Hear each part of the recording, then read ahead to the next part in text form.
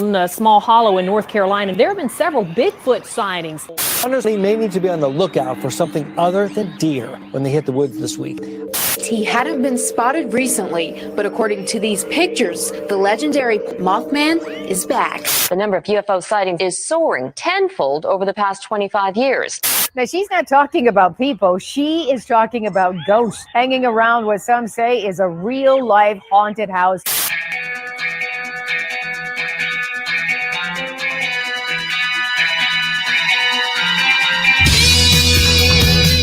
You're listening to Paratalkradio with Ted Wolf and Psychic Cindy on Paratalkradio.com, a member of the WLFE digital broadcast family. Paratalkradio is your one-stop for all things paranormal, the unknown, and the supernatural. Join us every Monday night at 8 p.m. Eastern, 7 p.m. Central for discussions and guests on topics such as ghosts, hauntings, Bigfoot, UFOs, and more. This broadcast is rated M for mature and is intended for listeners over 16. The topics, views, and opinions expressed on our show may not necessarily reflect the views or opinions of Paratalk Radio, our hosts, or our sponsors. Now, live from J Wolf Production Studio in Ontario, New York, here are your hosts, Ted and Cindy. Hi, everybody.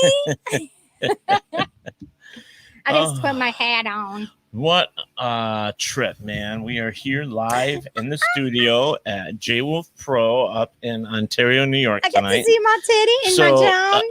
Yeah. I'm sporting a new Godzilla t-shirt.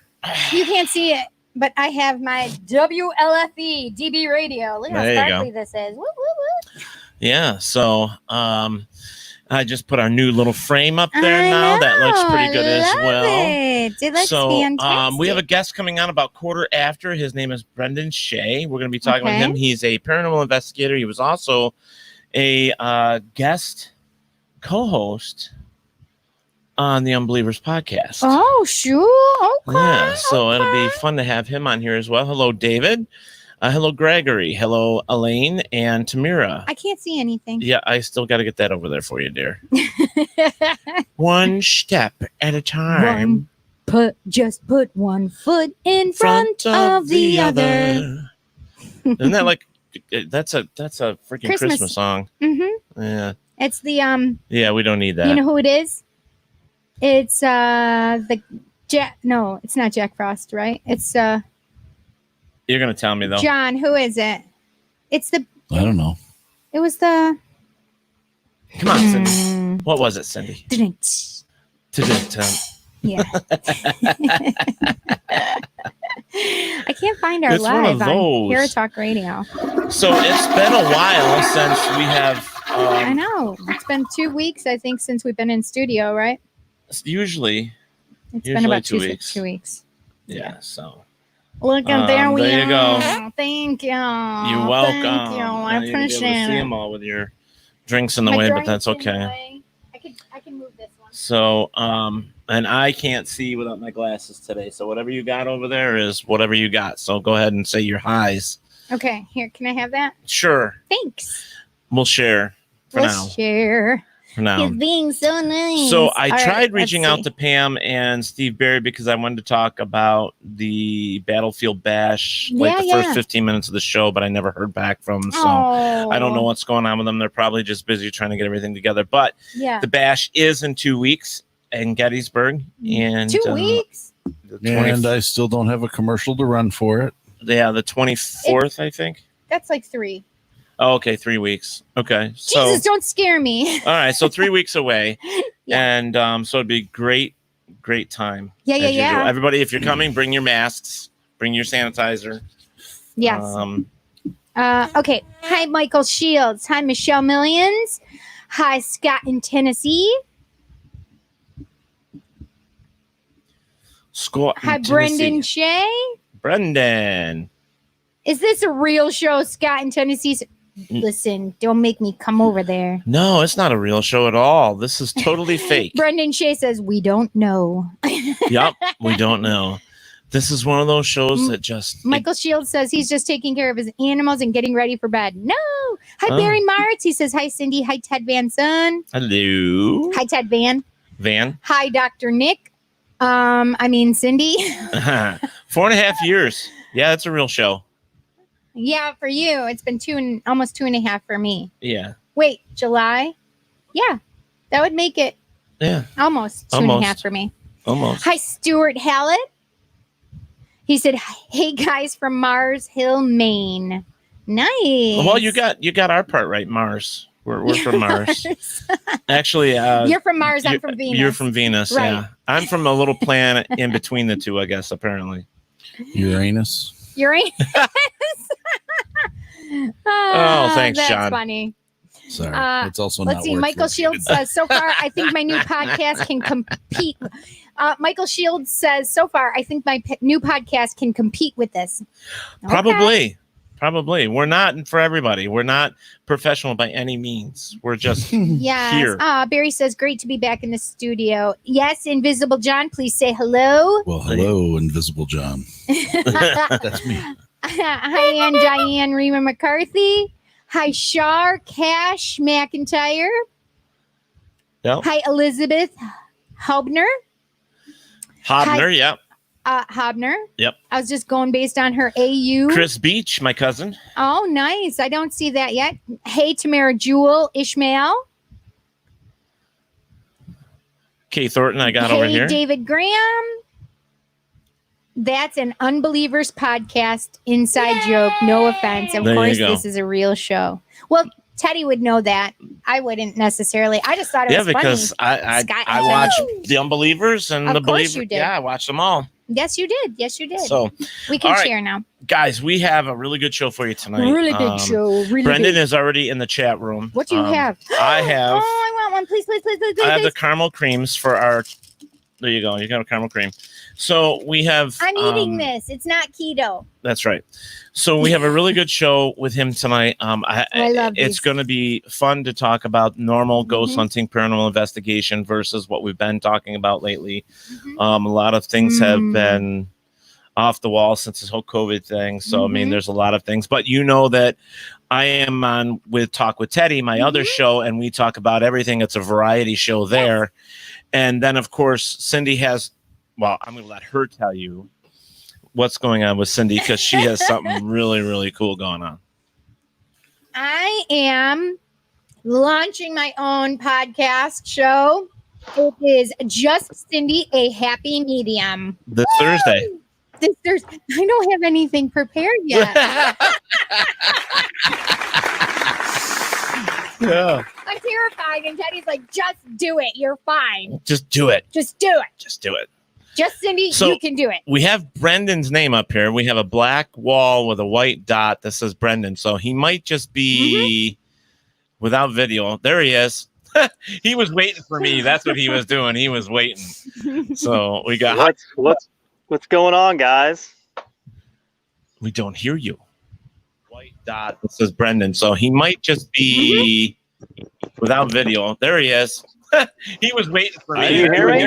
He was waiting. What's going on? So we got what's going on, guys? I don't know right now. I'm so we confused. don't hear you. Wait a minute. This is Brendan. So he might just be What is it doing? without video. There he is. Let's try that. Okay. Did you fix the settings? I think so. Okay, Brendan, try talking now. He's not in there. Well, where'd he go? Clicked him out. Oh, I clicked him out? Damn Well, it, he Brendan. clicked him out. Brendan, come back in. I know you can hear me. Yeah, that was kind of weird. Come back. Come back. There he is. There he is. There he is. I'm sorry. Can you hear me now? We got. I can hear Hey, you the now. Verizon commercial. Yes. Wow, you're pretty handsome. Oh, Thank you. Nice, nice, Cindy. listen, Nice way to start an interview. Listen, we got to get closer together. I'm not trying to steal anybody's man, wait. but I will say when there's a handsome man, okay? Does that work there we for go. you? Okay, that's better. Is that better? Is better. She's Well, just thank saying, you. she's just saying you're hot, Brendan. So just deal with it and let's just Brendan. go with the show. We got Yes. it. We're good. Just Okay. accept it. We're Just over the first it's part fine. now. Okay. All right. We got the sound fixed. We got everything else good. Awkward. Awkward. See, that's the way it's supposed to be. Is awkward. I mean, yes. I mean, shouldn't we make our guests feel awkward? Okay, I mean, so come on. what I'm going to do is I'm going to let Cindy play a role that she never she doesn't normally do. I am a thespian. Thanks, John. So I'm going to let you talk about our. I'm going to let you talk about our guest. So we're going to read a little bit of his bio that he had sent us. All right. That way we're not just kind of like rattling like we normally do. So I'm going to let her do that real quick while he's listening, and then we'll get to your comments. It's only because he can't see because he doesn't have his glasses. I don't have my glasses. I can't see that far. Okay. Brendan Shay has been investigating the paranormal field for over a decade now. As a child, he had strange. Wait, this is not correct. I don't know who sent this to us, but they didn't edit very well. As a child, he had strange experiences with the unknown, which led into a lifelong search for answers to the unexplained. Shay has been to and investigated some of the most haunted places in America and has had many strange encounters with ghosts as well as otherworldly phenomena. Shay has been featured on Travel Channel, Bio, Destination America, as well as YouTube and 2 independent paranormal documentaries in the early 2000s. Shay was host of a paranormal radio show, and now along with Annie Weible, hosts Weible, thank you. Annie Weible hosts the Serial Spirits podcast. The podcast focuses mainly on the true crime, but also delves deep into the unknown, mysterious, and the paranormal. Brendan also appears from time to time as guest co-host on the Unbelievers Podcast. You can find the Serial Spirits podcast wherever you stream podcasts and on their flagship platform, paranormalwarehouse.com. It doesn't say anything else. That's it. Shameless self-promotion. There you go. That's what we all need, right? I mean, we all have to shamelessly put ourselves out there. Well, I'm glad I let you do it tonight because I would have fumbled worse than you did. And as far as the editing goes, yeah, that was me. You shouldn't do that. You had no idea. You could have just saved yourself. I could have just fixed it as I was going, but I just thought it was much more fun to did it as you there you go. heard it. Spiritual cereal, says Ryan Russell. Russell Ryan. See, I did it again. Spiritual cereal. There you go. Russell Ryan. There you go. I'm so excited. You're talking about these and not just like the paranormal side of it, but you're actually delving into the crime side of it. I want in on this, man. Well, see, we started our podcast. What we wanted to do was we wanted to tie, because we're both paranormal investigators, and we've both been doing it for a long time. We wanted to take what crimes will stain a place and make it haunted, and just kind of touch on those stories. But then it just spiraled, and we started talking about missing persons, and and we really got vested in doing a lot of crime stories. So that's very cool. That is amazing. And no, Brendan, this is not the Joe Exotic TV. I was going to say that when I came on, and it kind of looks like it with the jungle vibe in the background. Thanks. Wait, what's Joe Exotic? I know Joe Exotic, the tiger guy. Yeah. Yeah, the Tiger King. Yes. All right, so let me do this real quick. That's actually, hysterical. on the StreamYard comment thing, we have Michael Shields, Michelle Millens. Scott in Tennessee is also on there as well. You already put all them already. And Douglas Burnett, hello. And you got Russell Ryan, Donald Washington. Russell Ryan, spiritual cereal, and it's CEREAL, like you can eat it. Exactly. So you did Char McIntyre? Yes, she's got the 3 names, or no? Yes. Okay. And then, of course, Russell Ryan. Serious question for one, Scott in Tennessee. For Brendan, do you find any difference in the relative level of activity between famous commercial haunted locations and the more obscure, locally known haunts? That's a great honestly, that is a really good question. And honestly, in my personal opinion, I've been to really, really super famous haunted places and have had nothing happen. And I've also been to obscure places and had awesome stuff happen. And I've been to really famous places and have had a lot of stuff happen, and obscure places, nothing happened. I mean, it really doesn't, there's not a switch for the paranormal to turn on and off. I think it just depends if you're the right time, right. You know, the right. Yeah. So we try to tell them, look, we're into house, flip the switch now. Yeah, but it doesn't work that way. But this is something that we've talked about over and over and over again, is that ghosts don't come out on a cue, you know, and go. Yeah, and you know, I've gone to several famous locations and got absolutely nothing. Went to a residential, got absolutely nothing. I mean, I think one of the problems there too is everybody expects they're going to find something, so they go in there thinking that. You know, well, everybody watches Zach Bagans, and every place seems evil and haunted. You know, so it's, we call it. Yes. We call it ZB. I mean him, ZB. Oh. We don't give him the. Yeah, I think he's the. Sorry. It's okay. I think he's the only investigator out there that gets. I'm possessed. Well, no. Sorry. Plus he gets 100% on every location. He gets something. It doesn't matter what it is. He gets something. Whether it be a stupid little orb or whatever. I mean, the orb went in my head and now I have a headache. You're gonna have a headache if I stick my foot in your ass. The orb took my pants off. I feel a speech. That's hysterical. My gosh. We should have had you on earlier. Oh my gosh. We could have been doing this already for quite a while. Oh, we got a bunch. Hi, Adam Bernhardt. Hi, Lisa Hagedorn. Yep. And Steve Berry. Mr. Steve, I saw you on the thing. He with a guitar. Yep. He plays bass. Yep. Hey, Rob Oakey. Rob Oakey says orbs are real. Okay. So is Uranus. And that can be taken two ways, as a planet or the thing where your root chakra is located. That's a good one. That's a great one. That's a good one. We're going to have to market that one. There you go. That's your next T-shirt. Yeah. Definitely. Yeah. Uranus? Yeah. It's where your root chakra is located. Yeah. Stuart says, I don't have a question.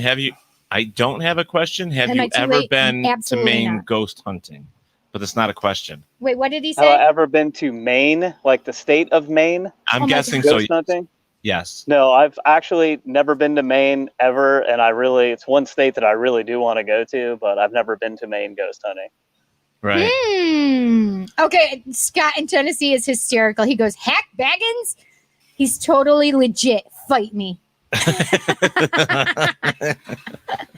Oh, God, Scott, you're cracking me up tonight. All right. And, Steve, you better get on your game. Barry Marr says, yes, you can go to places like the Rolling Hills Asylum, in some cases not experience any paranormal activity. Right. And that's exactly true. You know, Ted Van's on bass. And you play oboe, not sing. I don't know. I think he plays bass and guitar. He plays a lot of different instruments. Nice. So, Maine has moose, no Bigfoot. You don't want to go there then. No, I'm going for I mean, I'd go for the ghost, but not Bigfoot. But I got to go. You don't do any cryptid stuff at all? No, actually, me and my girlfriend, Annie Weible, we call her Weebs. She is my co-host of Serial Spirits. Like, me and her, we started getting into doing all this cryptic stuff too, or crypto stuff too. Like, we actually live in Huntington, West Virginia, and this is like the mecca of high strangeness. Right. UFOs, Bigfoot. I mean, all this crazy stuff happens here. Yeah. We're 40 minutes away from Point Pleasant, West Virginia. So, I mean, we started getting into doing all that cryptid searching, and we go to Hocking Hills, which is where I'm from, Central Ohio. Originally, we go there and we look for Bigfoot and Hocking Hills. So yeah, we get into that, like our new thing now. So that's awesome. Yeah, I'm waiting because there's always a new cryptid. You always hear something. There's something new all the time, and I just heard of one, and I've got to look it up because I haven't had the opportunity to yet. But it was somewhere they found prehistoric bones of a creature like an alligator, but he walked on two legs, upright. Bipedal. So it's like, they found Lizard Man. They found the Lizard Man? More or less, yeah. They found sweet. So that's amazing. But I'm just like, That's a little weird. Russell Ryan says, do you and Annie have any experience with rods? Rods. Let's talk about rods for a minute, okay? Okay. Rods are a very strange phenomena. And, you can actually, if you catch enough of these rods, I'm sure you've seen them, Ted. You take pictures of them. They're the little things that streak past your pictures, and you don't know what they are. And apparently, if they go in your mouth and you can eat them, and there's some form of substance because they're ectoplasm. I don't know. According to Coast to Coast AM, you can catch them in your mouth and eat them. But we have a lot of experience with rods, just like Russell Ryan does. Right. Are we? Hang on one second. I'm so sorry, Brendan. Are we actually streaming on Paratalk Radio right now? Yeah. Because I can't find it on our page. Yeah. See, it is. Right. So why can't I find it on our page? The live. It should be the very first one. Let's talk with Teddy. Oh, no shit. I don't know why it's not on yours.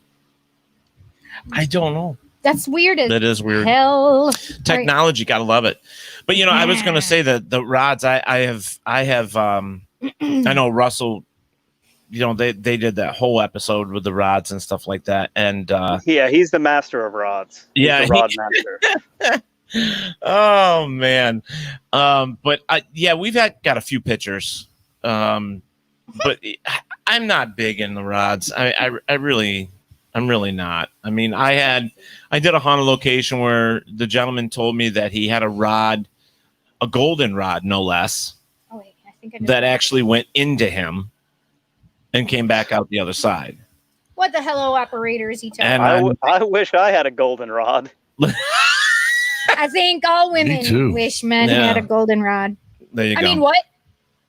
And then some men might want Steve, Scott in Tennessee said, I've seen video of people swallowing rods. Oh, God. Thanks, Scott. Everybody wants a rod. You can't walk around with a stick and 2 walnuts in your pocket. You know what I mean? You got to have a rod. Right. And my rod is bigger than most men's rods that I know. That's nice. Steve Berry says they are bugs filled on long exposure. Some of them are. Yes, that's true. That is absolutely true. So, oh man! But there are plenty of people out there that do photography professionally, where you can contact them and give them copies of your photos. They'll actually tell you whether it's digital or the old fashioned, and they'll say, hey, this is what I believe it is. But being a paranormal investigator for a long time, we've pretty much settled on whether we do or don't believe in that stuff. But at the same time, you can't really rule anything out either. It just sits in the back, you know what I mean, until something happens. So right. Well, I think that's one of the key things, like being a paranormal investigator, is once you do that stuff long enough, you start to pick up on the little tricks, basically tricks of the trade.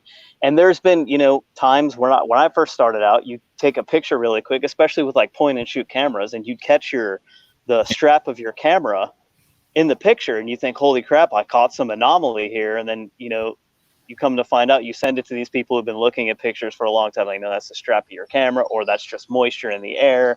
And everybody wants to believe so bad that they captured something. It just gets to a point sometimes where it's like people send you pictures and they want you to say, yes, this is paranormal. And you tell them, no, it's not. That it just gets to a point where you're just like, yeah, okay, you believe what you want to believe, it just. And that's a lot of times because they actually will tell you, oh, that's so and so, and like, well, why do you need me to tell you? Because I've gotten pictures, Teddy's gotten pictures, you've gotten pictures, and why ask us if you want to believe that it's something anyway? If you're telling me what it is, then you just believe that because I may. Yeah, because you don't need my opinion, because if I disagree, you're going to be mad at me. So what's the sense of telling me? Not only disagree, but I may. What is the word I'm looking for? Debunk it. Yes. Yeah. And that's a problem with a lot of things in the paranormal is, hello, Annie. In fact, your girlfriend's watching right now. Hi, Annie. Annie. Oh, wait. Annie, are you okay? Are you okay, Annie? Oh, Lord. This is a Michael Jackson night. This is the second Michael Jackson She even says that she's watching you from our bedroom. Oh, shoot. Listen, Annie, just so you know, I already told your boyfriend that he's handsome. Yeah. I started the show out with that, And I said specifically that I wasn't trying to take anybody's man. Yes. So just, but he is very handsome. There you go. And yes, Scott, there are photos with stuff like that as well, where where there is smoke from somebody smoking a cigarette, a mist because the temperature change. There are things like I've seen photos where a girl had just got done combing her hair and she went and flashed the photo and the hair was stuck to the end of her hand, which then came into the lens of her phone. Oh my gosh! So it looked like a rod, or a streak, and it's like, come on, you gotta. But yeah, people don't want you to tell them your serious opinion on it. I mean, we get that all the time. She said, "But am I aware?" Especially, the big controversy is always orbs or whatever. There's people who go outside and they take pictures like, oh, I caught 20 orbs in my picture this morning. And it's like, it just gets to the point, like I said, where you just don't even need to worry about it. I mean, they believe what they want to believe and that's fine. Right. Right. And I think that's what if you catch a rod, you got a rod. Yeah. Most of us the people that we associate, the people that we associate with, other teams and stuff like that, we pretty much all have our own opinions of it, but we still can carry a conversation without getting in a battle. Unfortunately, I believe that there are other teams and other groups and individuals that they're stuck in their own way that they don't want to give an inch. You know what I mean? So it's that. Robert White says that's why they call him the Streak. Look at that. Look at it. Robert. Robert is from down under. Yeah, he is from Australia. I really have to say, I really like what Annie wrote. She said, # serial killer or girlfriend.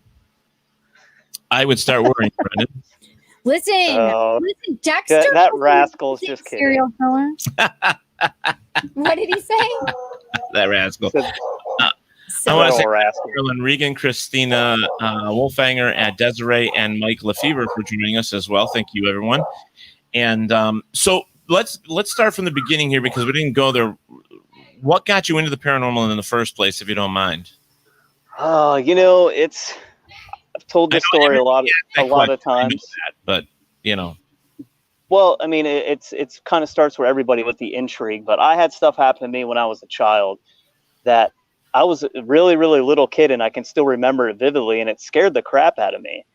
And I tell people as an adult, I can remember what our apartment looked like. And as an adult in my adult brain, I try to debunk what I saw, but I can't because of where the location that I was in. And I was born in Staten Island, New York, and my parents lived there for the first 6 years of my life. And we had this 2-bedroom apartment, and it was on the second floor is where my bedroom was. And I seen these shadows across the wall. And I remember watching this shadow. It looked like an old man in a rocking chair. And I'm looking at it like I seen it, yesterday. Like it's just that clear in my brain. And out of the wall, the corner of the wall, it looked like this little kid came out and sat on the old man's lap, and they were rocking in the rocking chair. And the thing that sticks out to me the most is they were tapping their feet in time together, like they were listening to music. And it scared the crap out of me. And I remember pulling the blankets up over my face, but I had to keep looking at it. I was so intrigued at what I was seeing, but petrified at the same time. And I think it just stuck.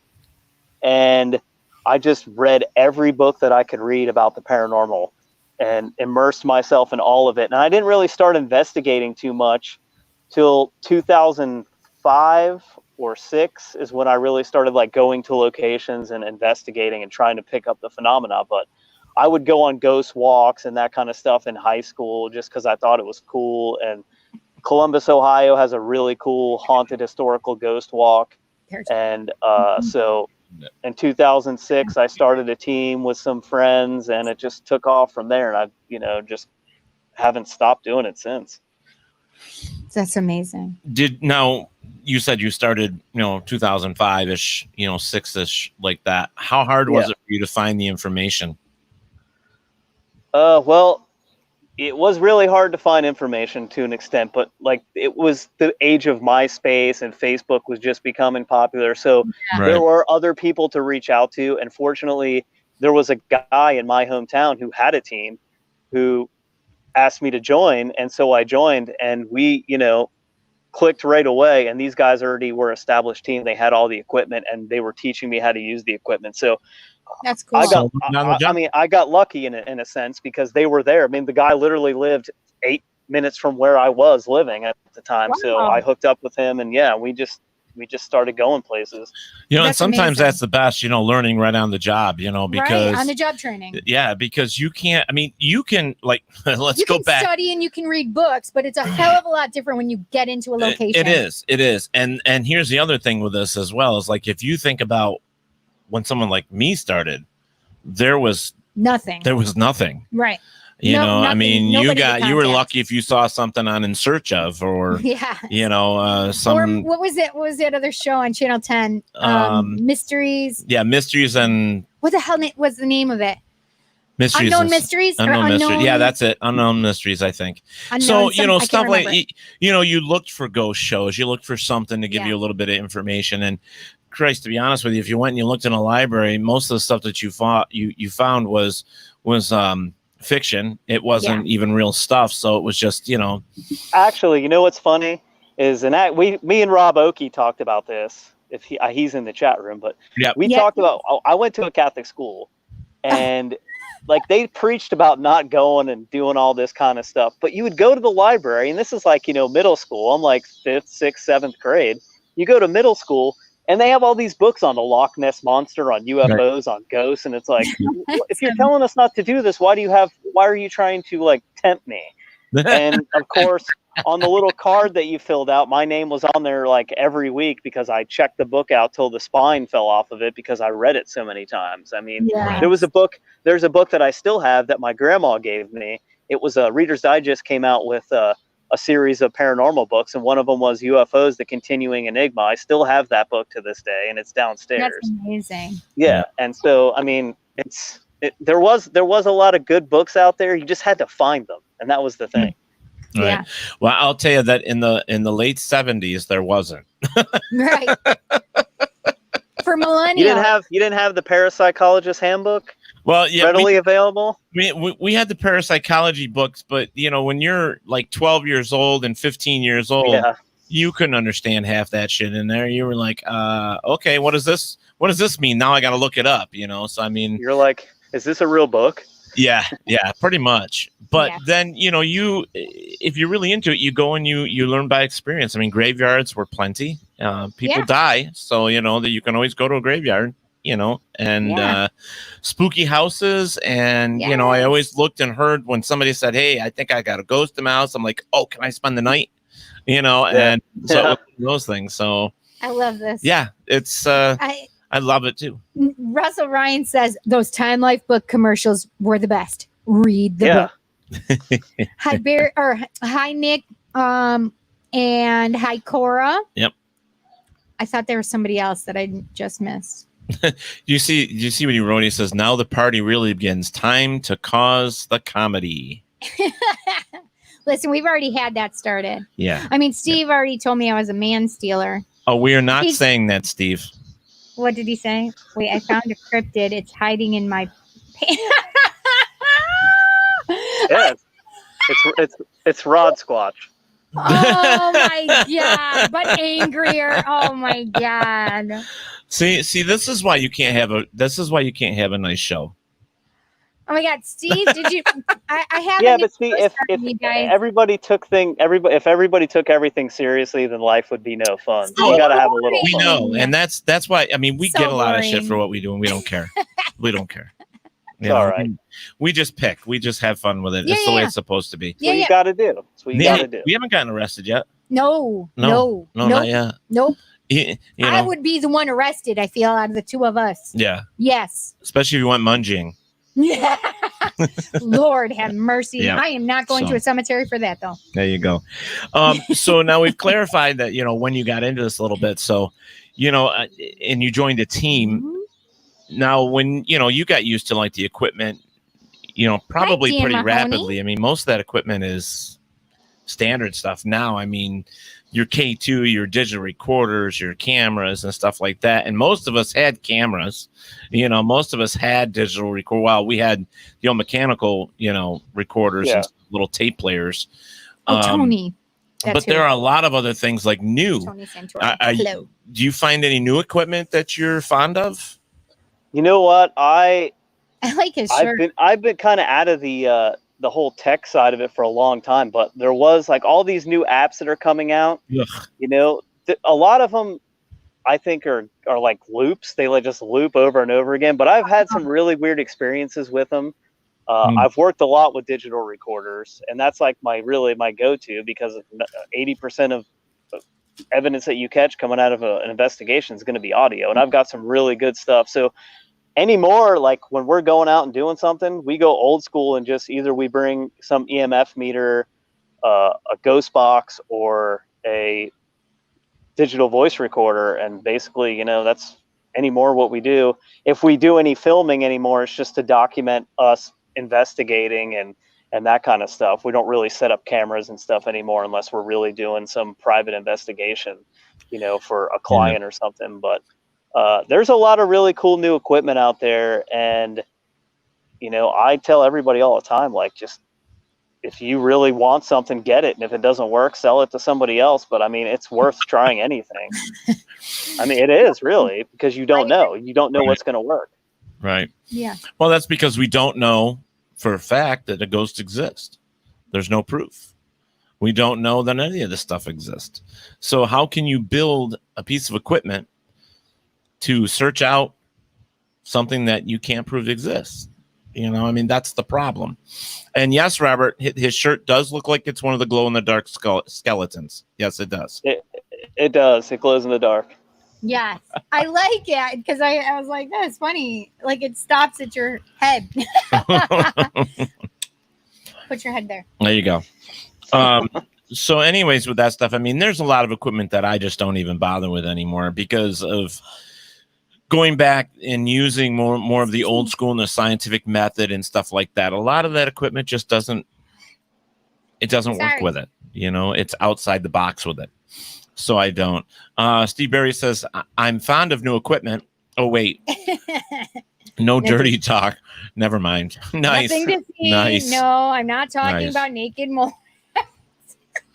God, our group is like wound tight tonight.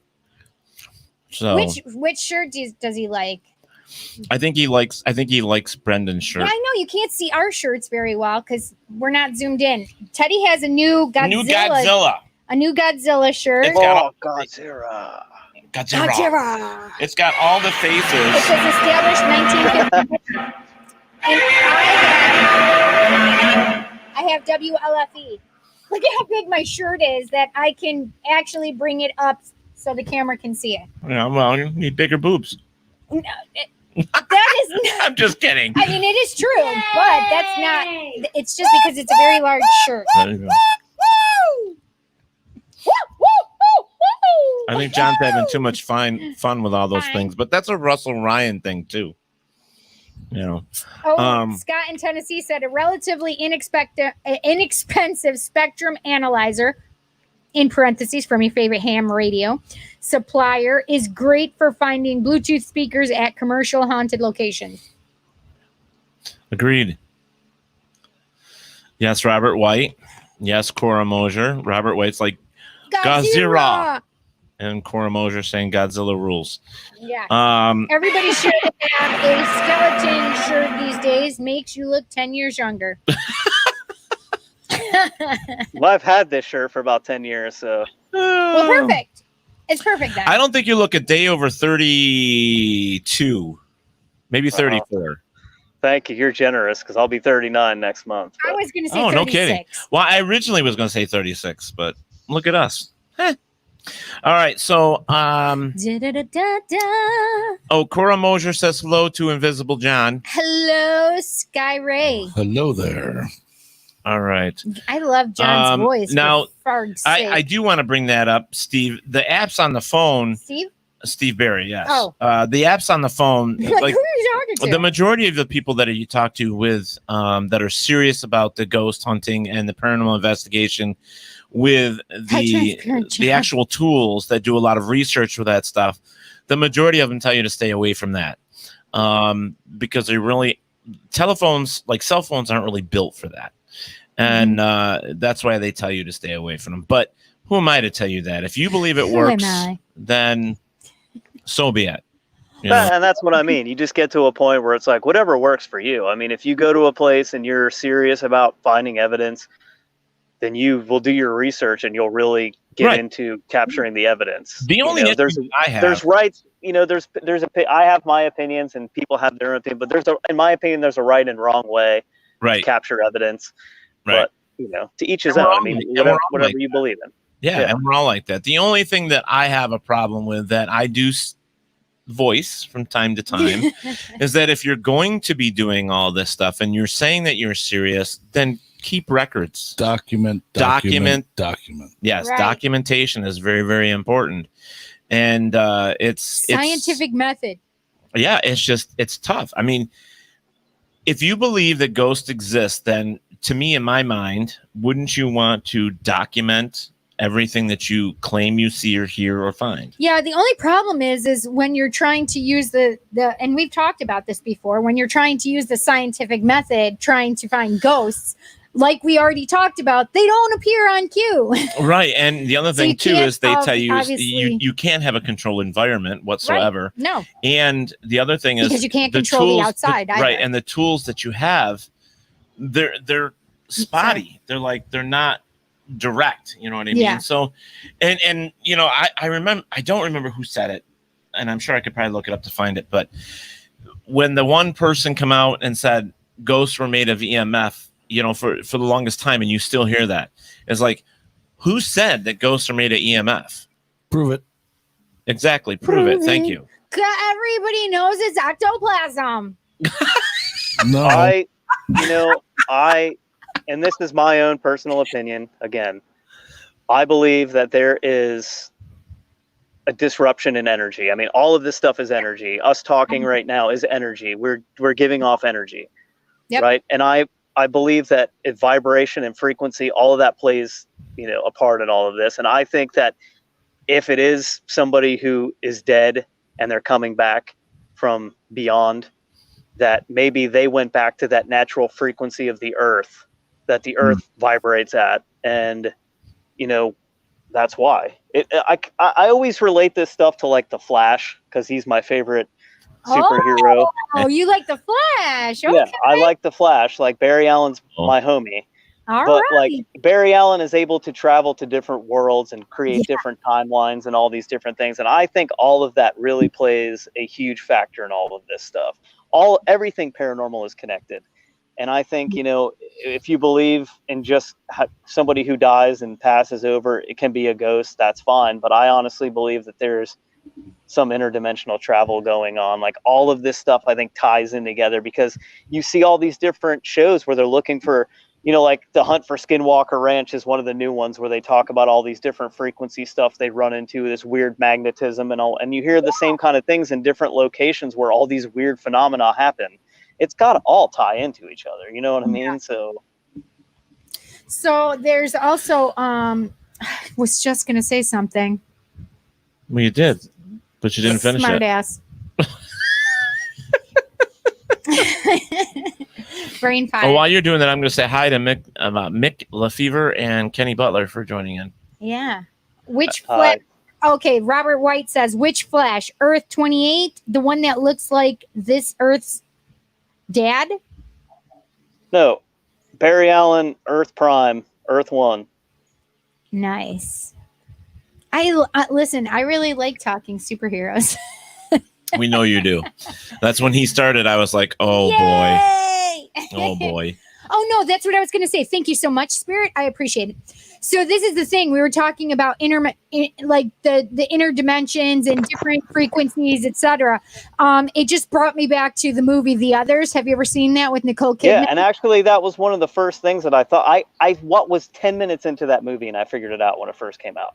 Did you really? And I was like, made sense. The whole time convinced myself that, yes, that's what's good. It's been out forever long, so spoiler for anybody who's never watched it. She screams in the beginning, and I was like, she's dead. Funny.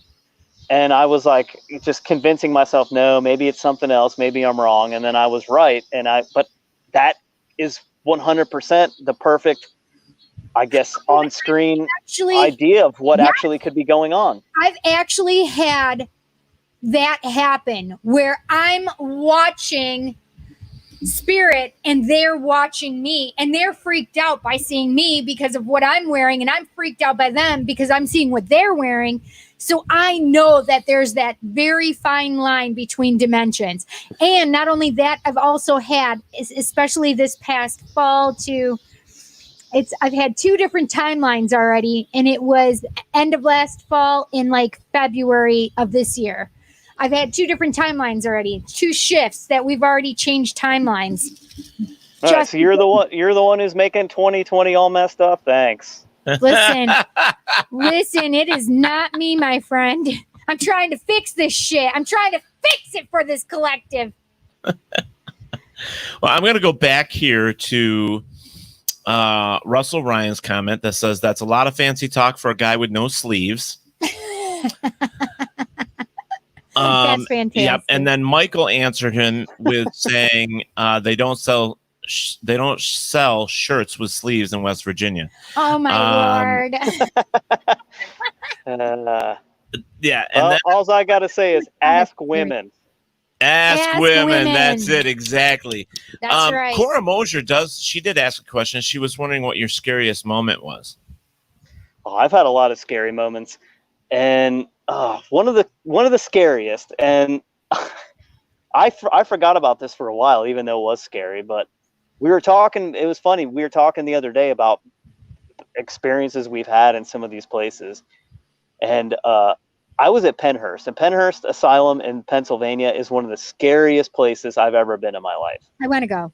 And I was with the team that I was with for a while, and we were in I forget what building it was, the Mayflower building. It's whatever building has predominantly had children in it. And we go upstairs and we go to the top floor, and we're sitting there for a while, and it's just eerie and ominous. And you're locked in the building. Like, they lock you inside so people can't get in there. Right. And we're up there, and we get up to the top floor, and one of the girls I was with yells, "Hello," down the hallway. And I'm not even joking you, about 30 seconds later, a little kid's voice yelled, "Hello," right back down the hallway at us.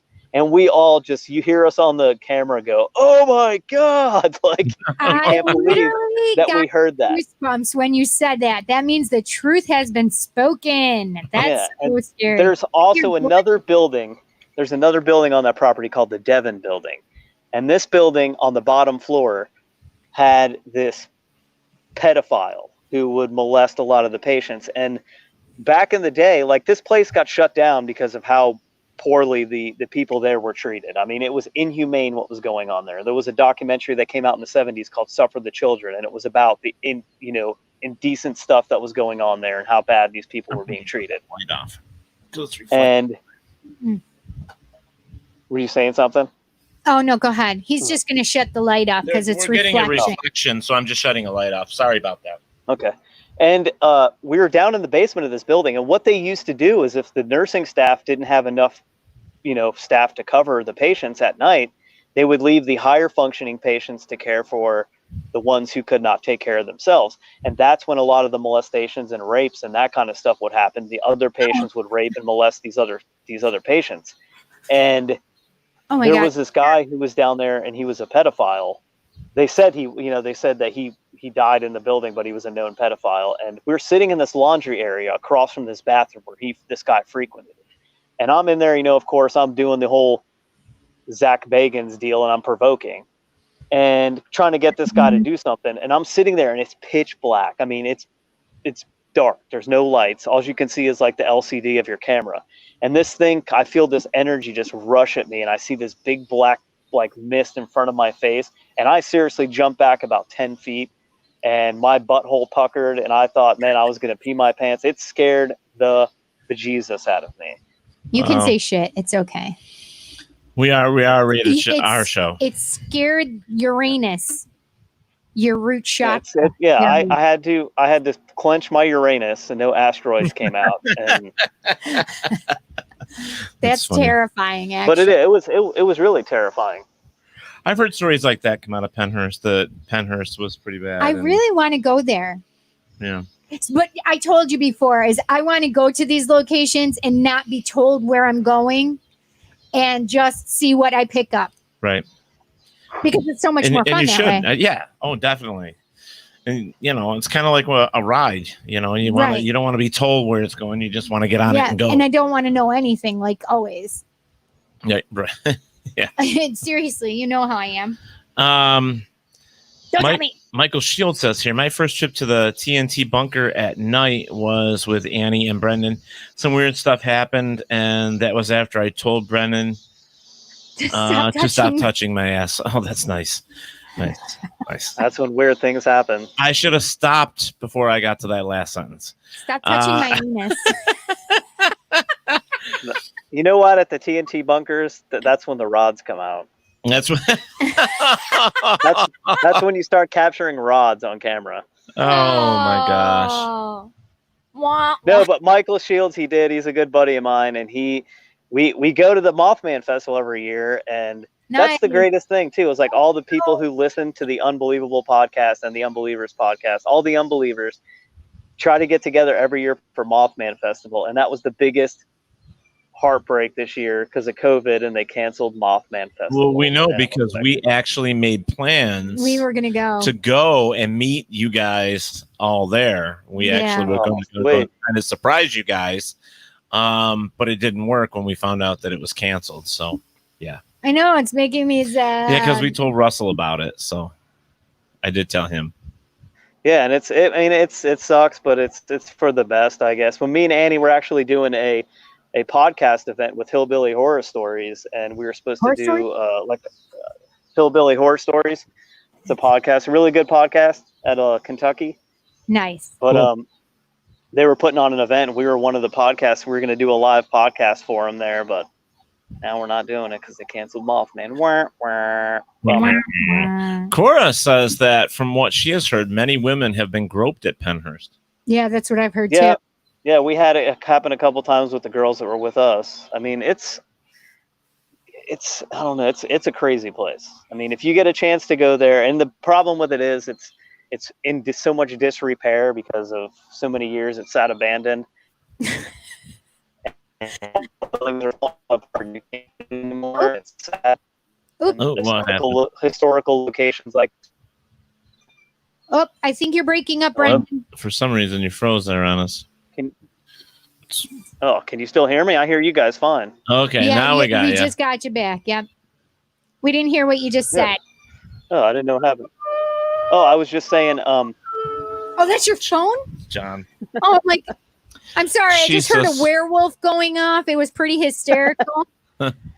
I said, the building is falling into disrepair, and it sucks because a lot of these historical locations are falling apart. Yeah. And, we got to do our part and save as many as we can because they just, it's sad. But you got to know the history too about them, and that's what makes it even better. That's what makes it even more, I guess the word is, I don't know. It makes it better to save that location when you actually know the history and you actually know how important it is, especially to the surrounding community. Yeah. But if you get a chance to go there, you should. It's an awesome place. I definitely. Yeah.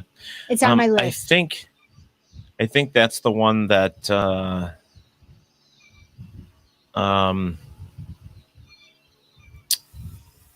I can't think of her name now. The two of them, Bob and Gina Bengston. I think they're do their event out of there. Oh, do they really? I think so. Yeah. Oh, that's awesome. Cora says the towns don't care anymore. I think sometimes when you have I think it's privately owned, so the when they have their ghost hunts and all that stuff, most of these places they take the money and they recoup it back into keeping buildings. Buildings. Where did buildings come from? What happened to buildings? Right. Jesus. So, sorry, I was just, No, and that's the fact.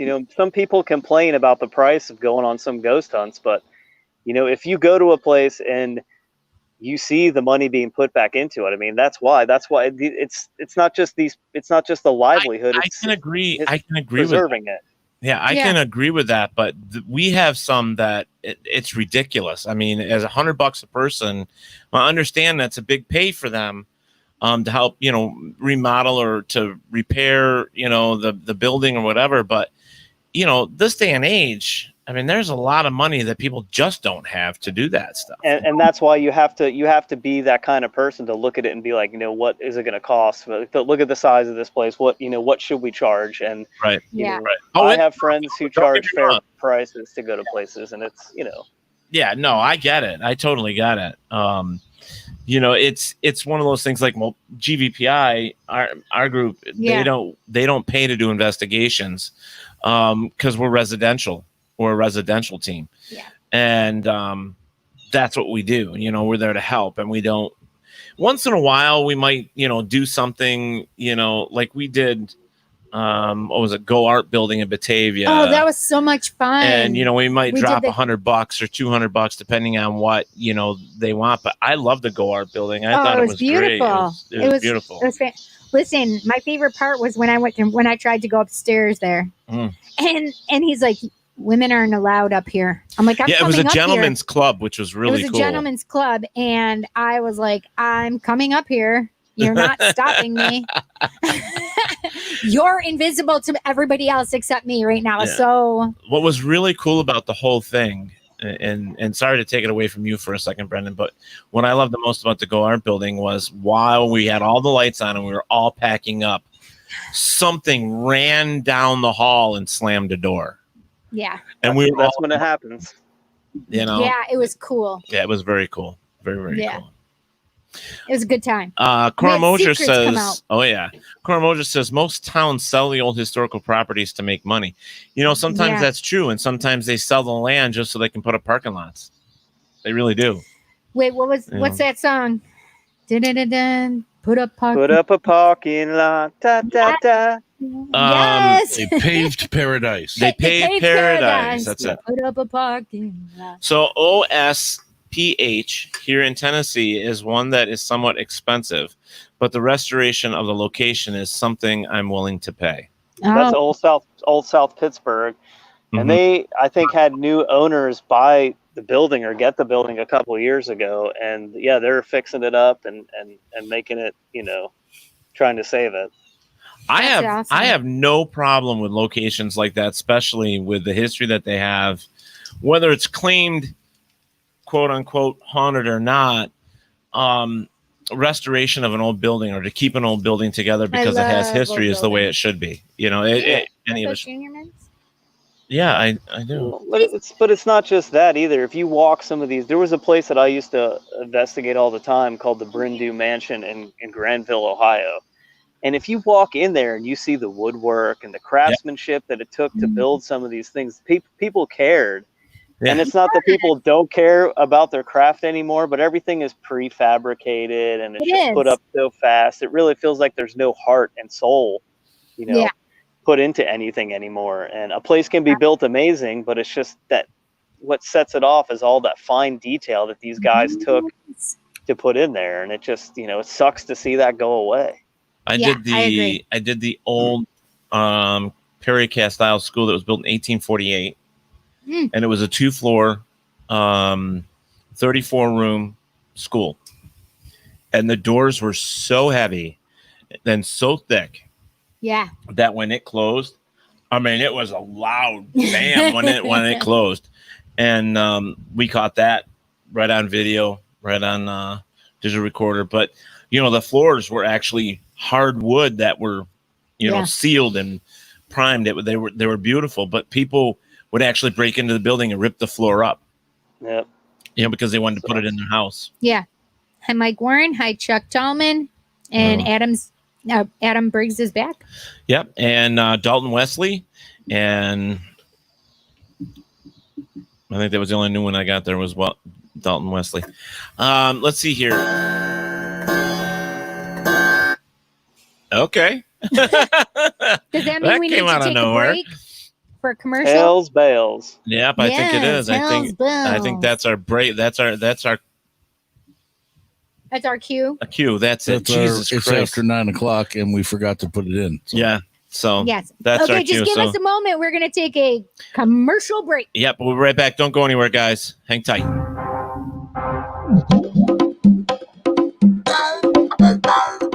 WLFE-DB Radio is looking for podcasts to join our family. You don't have to fit any strict genre. We're a plethora of shows.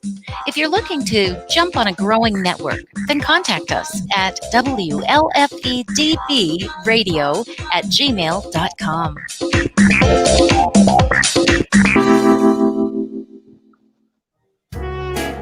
Are you looking for one-of-a-kind handmade jewelry? J by the Sea is an online store that offers handmade sea glass jewelry. Each piece has been hand-selected off the beaches of Galveston, Texas, and the shape has not been manipulated. Visit us at jbythesea.com for unique and handmade jewelry, or email jewelry@jbythesea.com. It's not only a piece of jewelry, it's a piece of history.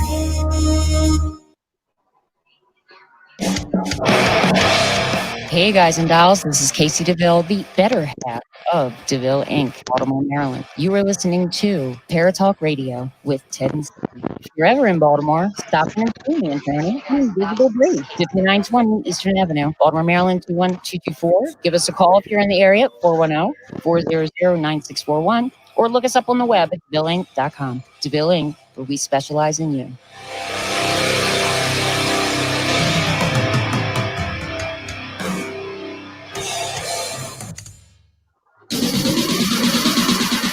You're listening to WLFE DB Radio. Now, back to our program.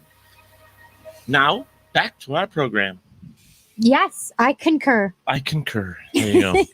I concur too. I can. We are We're all in out agreement. of touch, man. We're all concurring. We're all out of touch. Yeah, that's right. So I have to tell you that we have a question for you from Russell Ryan. Russell Ryan. So Go ahead, Russell. So you understand how serious this is going to be. Speaking of, We all start giggling. I know. Speaking of prefab, has Brendan ever investigated a haunted trailer park? That's fantastic. No. Does a double wide count? Listen, there's some trailers that I know where things I know there's a have trailer happened. park right now. The whole back lane of the trailer park, which is like 15 trailers, every single one of them claimed to see something. Is he on LSD? Is he on LSD? No, I'm not on LSD. Imaginary forest friends. Yeah, that's crazy. Yeah. You know what? I haven't investigated a double wide, but I went to this place one time, and it was like this small, tiny apartment building, and we pulled up there, and it's like, the duplex houses like next to each other, but it was really, really tiny. And we pulled up there like, this place is not haunted. Come on. And this was a residential haunting. And we get in there, and all this freaky, crazy stuff happened. And like, there was like 2 kids living there, and it was basically this woman, it was her ex-husband she thought was haunting the place. He went and moved out and lived with his mom, and they were in the middle of a divorce, and he was a drunk, and he fell down the stairs and broke his neck at his mother's house. But he had children that, they had children together. And so this woman started dating this guy, and I guess the guy she was dating was doing stuff to the kids. And I guess the dad was coming back to basically protect him. And we got all these EVPs, like of him saying stuff, and they were like, we played the evidence for them, and they were like, holy crap, that's our dad. Sounds just like our dad. But the creepiest thing about this investigation was the woman didn't want to sleep up in her room because she was afraid he was gonna come up there and she was scared of a haunting. Right. Not attack her, but she was just scared. And we get up there, and there's 3 of us sitting in the room. And the guy was a Pittsburgh Penguins fan, like a huge hockey fan. And so we're talking smack about, the hockey fan. The guy I was with, he said, yeah, the Pittsburgh Penguins suck or something like that, or they're not a real hockey team. And we legit got an EVP. And he was a bigger fella, the guy who asked the questions. It said, "Shut up, you big fat prick." That's legitimately what the EVP said. Oh my gosh. But the creepiest part about the whole thing is, and she, like I said, she didn't want to sleep in that room. She had a picture of him in his casket in a picture frame next to her bed. That's and we were like, well, no wonder why you don't want to sleep in your room. Yeah, that is a little creepy. Who would do you that? have a picture of your dead husband in his casket. Yeah, she didn't have any pictures of him like living. No, not in her room. No, but I'm Lord just saying. have I'm mercy. just saying overall. Why I mean, would you want why that would you as want your that? last picture? Like, why? And that's probably why he came back to say, "Hey, you dumb bitch, get rid of that photo and put a different one up." I don't know. I mean, what do you want me to say? I mean, come on, that's just out of it. I did have another question from Cora Mosier. She said, "So far, what has been your favorite investigation?" Ooh, that's a. You know, I used to host be a tour guide at this opera house in McConnellsville, Ohio, and I was there every weekend. We would do ghost tours. Like, people would come in, they'd rent out the building, and we'd be there like hosts for the night. Legally, we had to stay there, and I mean, we had so much fun doing that, and we were able to be in that place all the time. And there were so many things that happened that were just so, like you said, we were like cleaning up one night, and all of a sudden somebody ran up the stairs going to the balcony and slammed the door. And it was like, we thought somebody was still in the building, and you look through the whole building and no one's there. And, maybe not as an investigation all the time. It was fun. It was just fun being there all the time, being able to experience that stuff firsthand and just being like, oh yeah, that was so-and-so's ghost. No big deal. He'll go away. It's fine. Move on. Yeah. Nothing to see here. The thing is that there's locations. I mean, like my house, that you're constantly hearing and seeing things all the time, and it's like you get used to it. I mean, unless it's physically attacking you or your kids or your cat or whatever else, your hamster, whatever else you got. I think it ate my cat.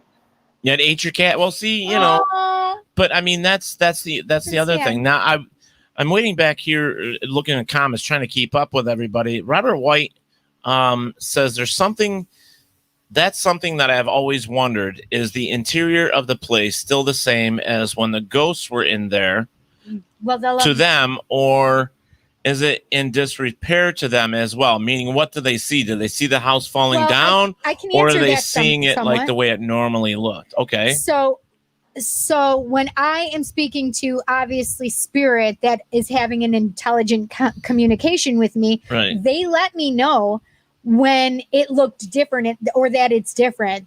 They literally will tell me. Or remember how in Christie's old house, they'll tell me there's a secret, which means there's either something that there's a secret spot, or a secret was also, especially up here in New York, the Underground Railroad came so through there was a lot of hidden rooms. There was a lot of places where people were hidden. So the ghost basically says, I think it's like a secret. No, they literally say, a lot of times they'll be like, shh, there's a secret. They'll literally say it to me like that. And that's my symbolism for there's the Underground Railroad came through there. Or the reason they're there is there's something still there for them that they haven't. They're hiding for some reason. Yeah. I'm sold on that idea. Yeah. So they could probably see the disrepair as well, but they will also tell me what they. Because that's where Robert's stuck on. He's saying, do they see the place in disrepair, or do they see it the way they were when they were alive? So if it's a residual, they'll see it the way that it was, right? Because it's a residual. They're using the original path. Remember how Jason told us how they only saw half of the body, right? Because it was using the level, the separation of the floor, right? The old floor, not the new floor, right? But an intelligent haunting or intelligent spirit will be able to tell the difference. Right. So residual, no, but intelligent, yes. There was this really intriguing EVP that stems from the show Ghost Hunters. I don't know if you guys will remember this episode, but it's from years and years ago. Jason and Grant were in this place, and they were asking, it's supposed to be this old woman haunted this room.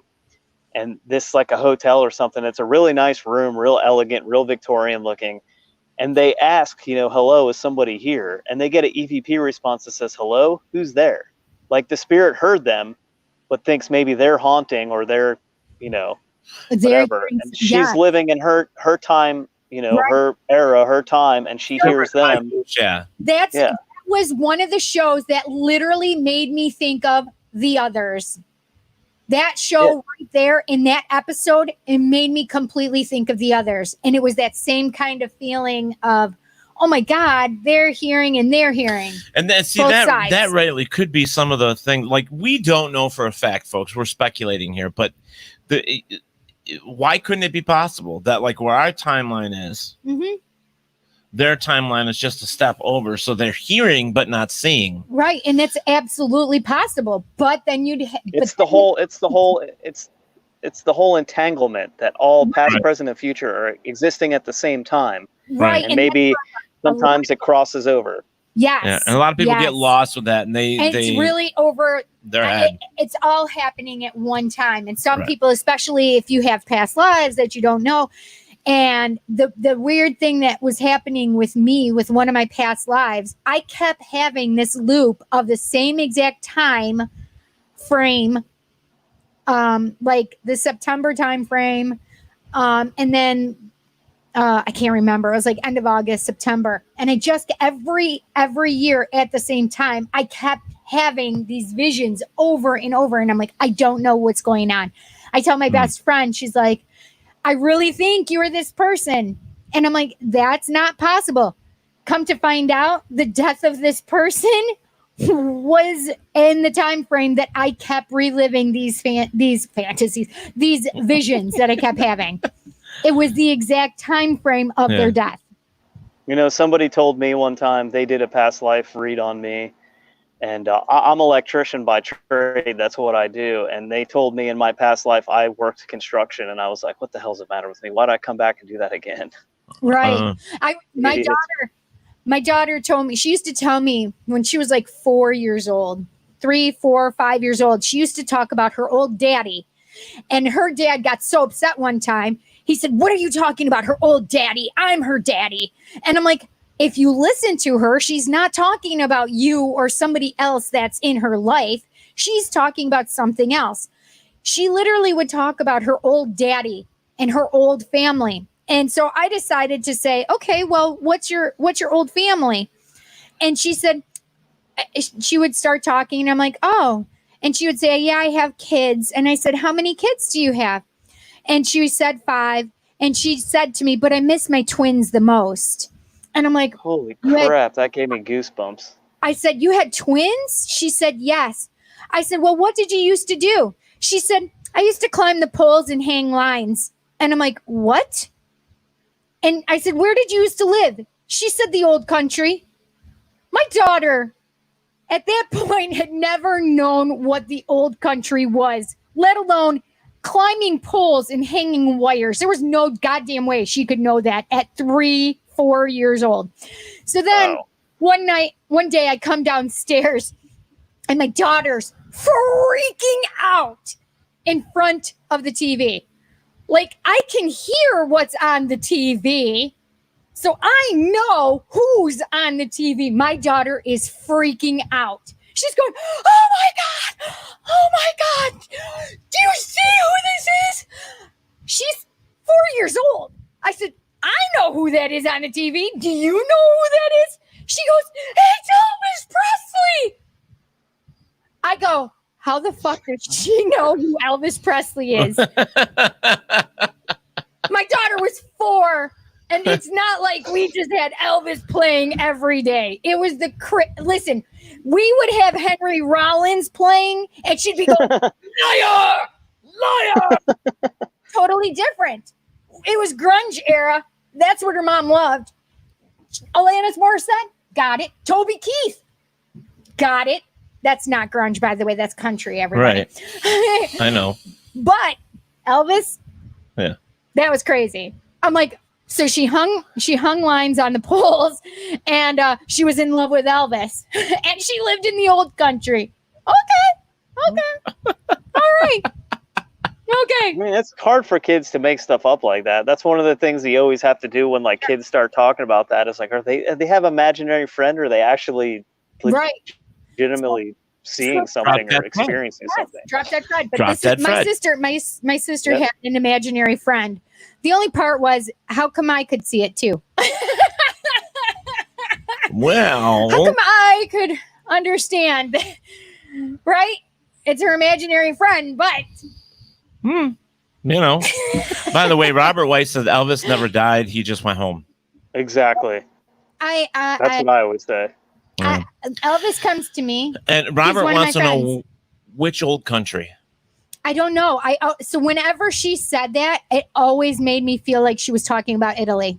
I don't know why. Well, I just got that like while you were talking about it as well. But when people, watch it on TV, whenever they talk about the old country, it was always Italy. So it was always, the old country was. I think that's what we learn in our brain. It's kind of set there. Is that what they say is the old country? The old country. Yeah. Western Europe. Well, yeah, I would say France, England, the old country. I think Italian. I think I literally Italy. always thought Italy when she said that to me. And I mean, I had some crazy stories from Jessica, I mean, how many people are sat down and said, my daughter was being really naughty. She was in kindergarten and she was 5 years old. Hadn't turned 6 because she wouldn't be 6 until August. So she had been being really naughty and she used to play her dad and I off of each other. And she would say, oh, he didn't feed me. So I need to stay up and I need to eat. So I finally said, I was like, did you feed her? He said, yes. I said, fine, I'm going to get her goat today. We're not playing this baloney, right? Now, mind you, my daughter was so tiny. I would give her half of a sandwich and she'd be done way beyond full. Was it a bologna sandwich? It was peanut butter and jelly, whatever. It didn't matter. So she tried pulling this. And I said, your dad already told me you ate dinner. You're not having anything else. And she says, well, if you want to be one of those parents that don't feed your children, the kid was 5. And I'm like, oh, I could just imagine this little child going to school. My mother doesn't feed me. So I went downstairs. I brought her little stinking ass downstairs and sat her down. And I made her eat a whole sandwich. Oh, you're hungry? Let me see how hungry. She ate the whole sandwich. I felt terrible. So then I sat her down. I said, okay, Jessica, you have been really naughty all week this week for mommy. Tell me why you're feeling this way. What's going on? And she literally says to me, she looks up in my eyes and she's getting all, they're getting glassy because she's about to cry. And she says, sometimes I don't feel as though I'm being guided in life. I'm like, so That's now I'm feeling like a terrible parent, right? And instead of taking offense and going into ego, I decided to ask why she was saying that. And she said, because I can see everybody else's angels, but I can't see my own. So me being a good mom, I said, you can see people's angels? What does my angel look like? Oh, man. That was crazy. Sorry, we just had a tangent. A Cindy part of the show in the middle of a Brendan show. It was crazy because we were talking about that whole past. Well, I know. I'm just picking. Yeah. I'm some. Eric, I wanted to go back here because Eric popped in. Eric And he says, hi, Ted. Hi, to the lovely Cindy. Yay. And hi, Brendan. Hi. Thanks, Rick. So, Eric, and he One also word, says, flashpoint. gotta love multiverse theory. He says, there you go. Yeah. Robert says some people are tasked to do what they are good at, so maybe it's because you are a good electrician, he says. Maybe. So who was it that told you that? Was it a psychic? Yeah. Huh. A couple of them said the same thing. That's interesting. I'd be like, thanks. And I do want to. I just kicked my foot on the ground and said, "Damn it!" Yes. God damn it! Why couldn't I do like the white collar work instead of the blue collar work? Right. So I was asked earlier, and I didn't go back to it. But now, does your team have a name, and where can people find your team? I don't have a team currently. Me and Annie pretty much just do our own thing. We have our podcast. We talk about different topics every week. whether it's crime, whether it's a cryptid, whether it's paranormal story.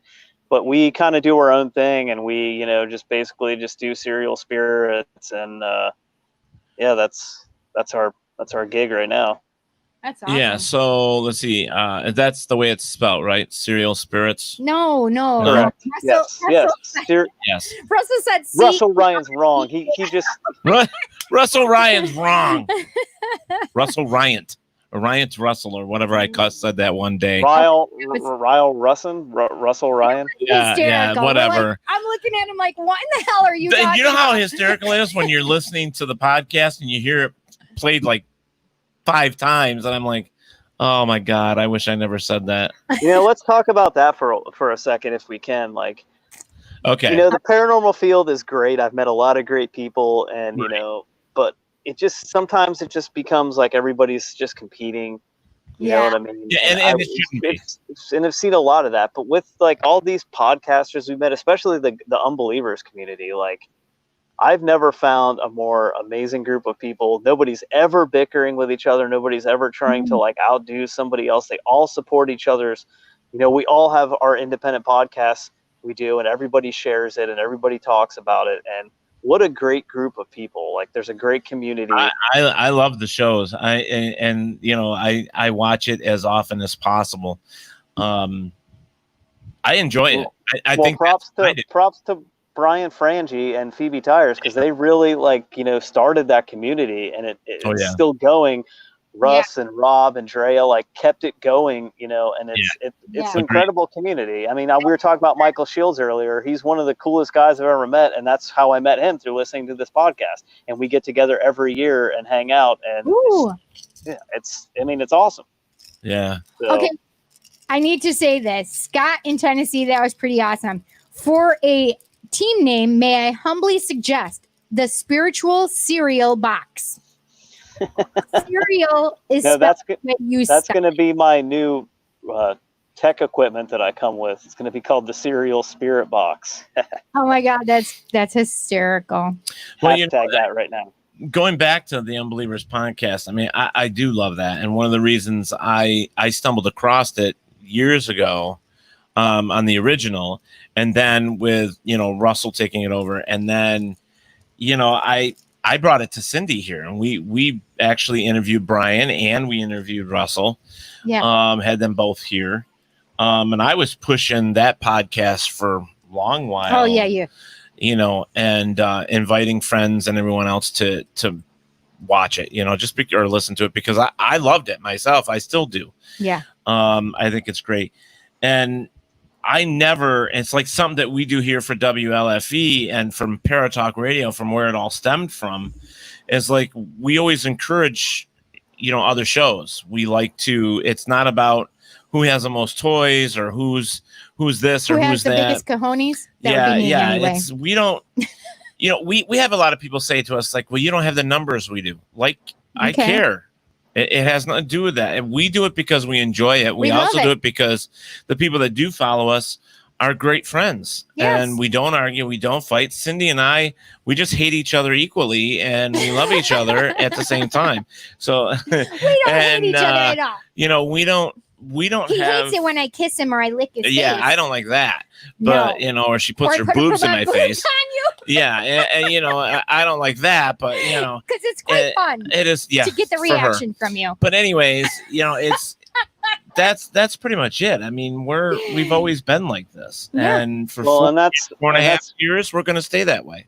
And that's what me and Annie, like, we with our podcast, you know, we have this group going on Twitter with a bunch of other, you know, independent podcasters, and they made this, they were all like, hey, let's do promo swaps for each other's shows. And then one of the podcasts decided, hey, I'm going to put all this on a spreadsheet, put it in Google Documents, and everybody can just upload their promo here, and you can go there and you can take everybody's promo. So we all do that every show. We'll like take a break and put it, you know, in the middle of the show, pop in a couple of these promos. And I think that's awesome. I think it's great.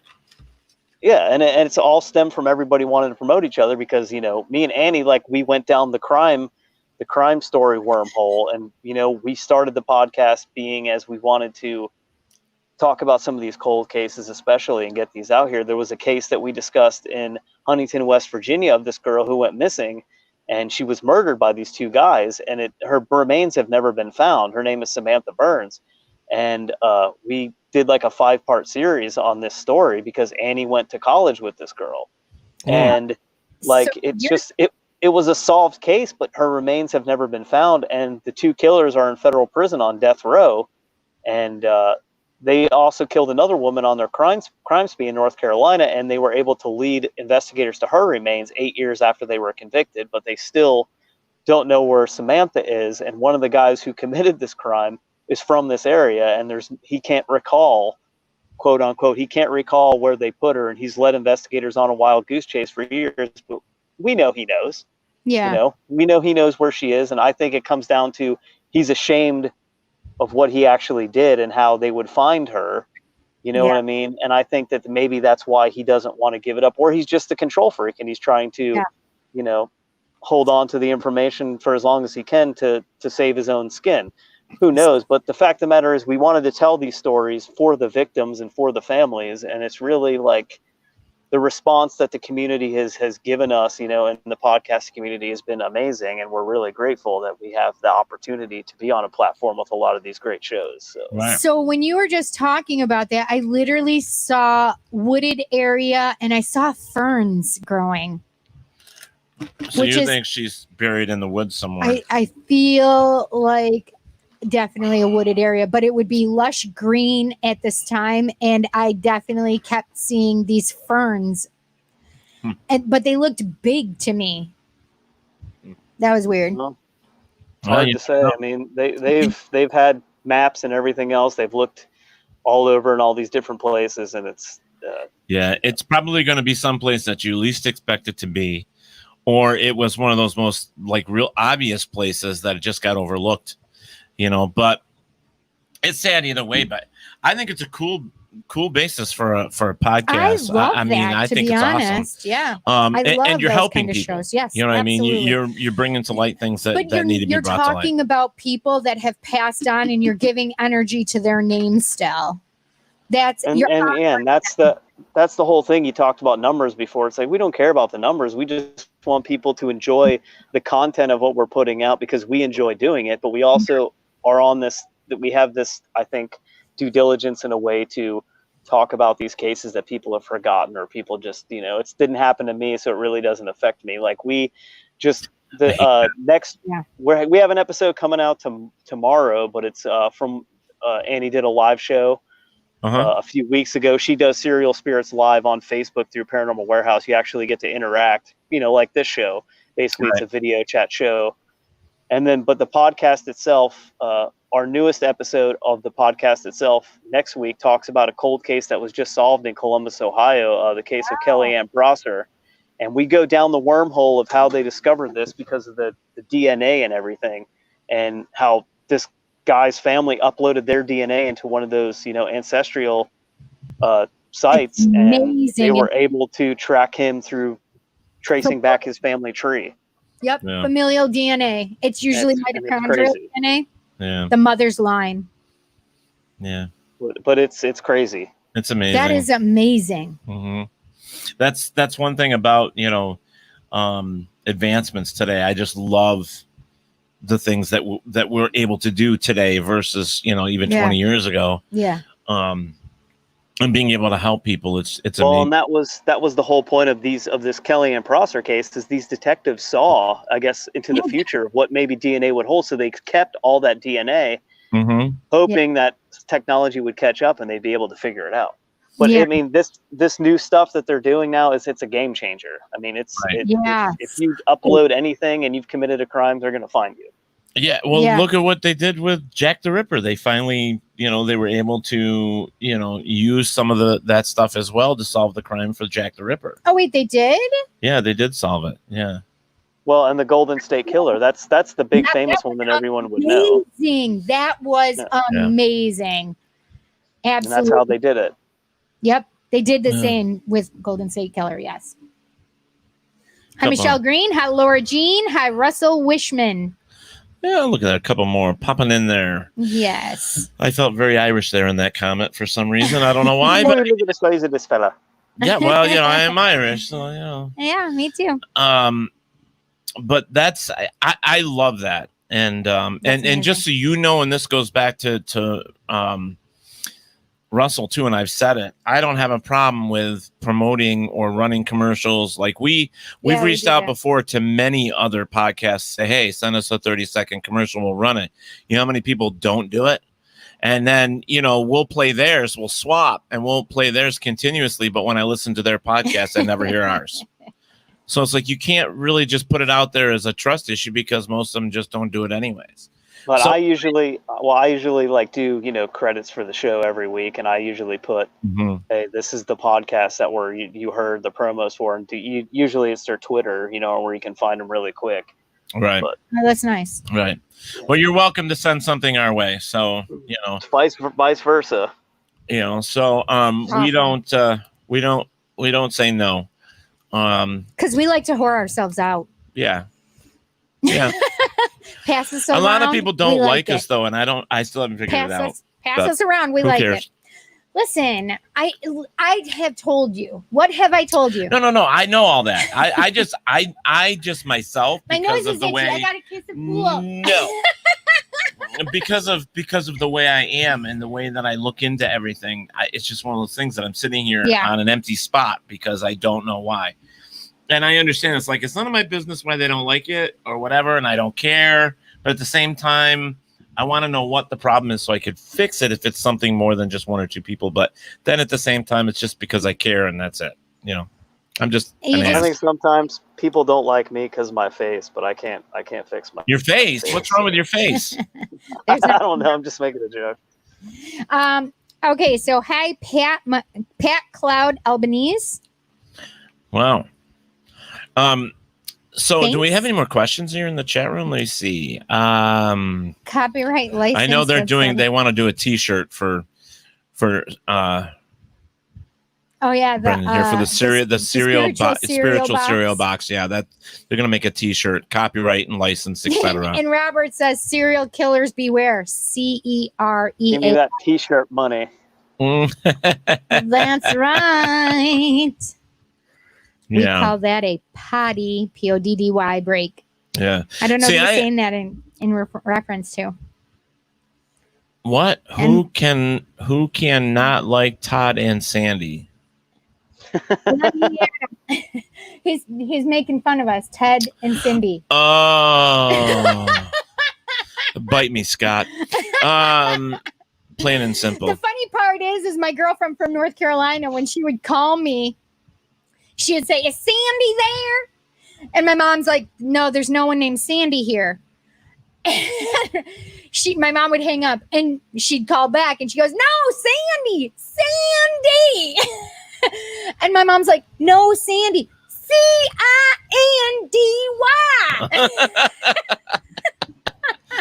Oh my gosh. Yeah, it was hysterical. You're nuts. Rascal. The paranormal. I mean, this is something that at least with me, it's like we have not been on an investigation in a while because of the whole COVID thing, and the only way that we can get any type of any of it in is just by talking about it. You know what I mean? To make us even feel like we're doing anything worthwhile with it. Yeah. But it'll cost you, Ted. Yeah, I see that. And no, if you're gonna bite me, it's not costing. No. It's just one of those things. It's a pay per bite. It's pay per bite. There you go. With me, it's like the paranormal. I've actually backed off a little bit. We have two teams, but because of COVID, we haven't been able to do much. So I've been concentrating more on personal issues that I have to do, taking care of my parents, and running the network for John right now, and doing all that stuff. But I still try to keep up with all the news, with what people are saying. Like some of the conferences were canceled or moved. There's two or three of them that are on top of each other now, where you have to decide on which one you're going to.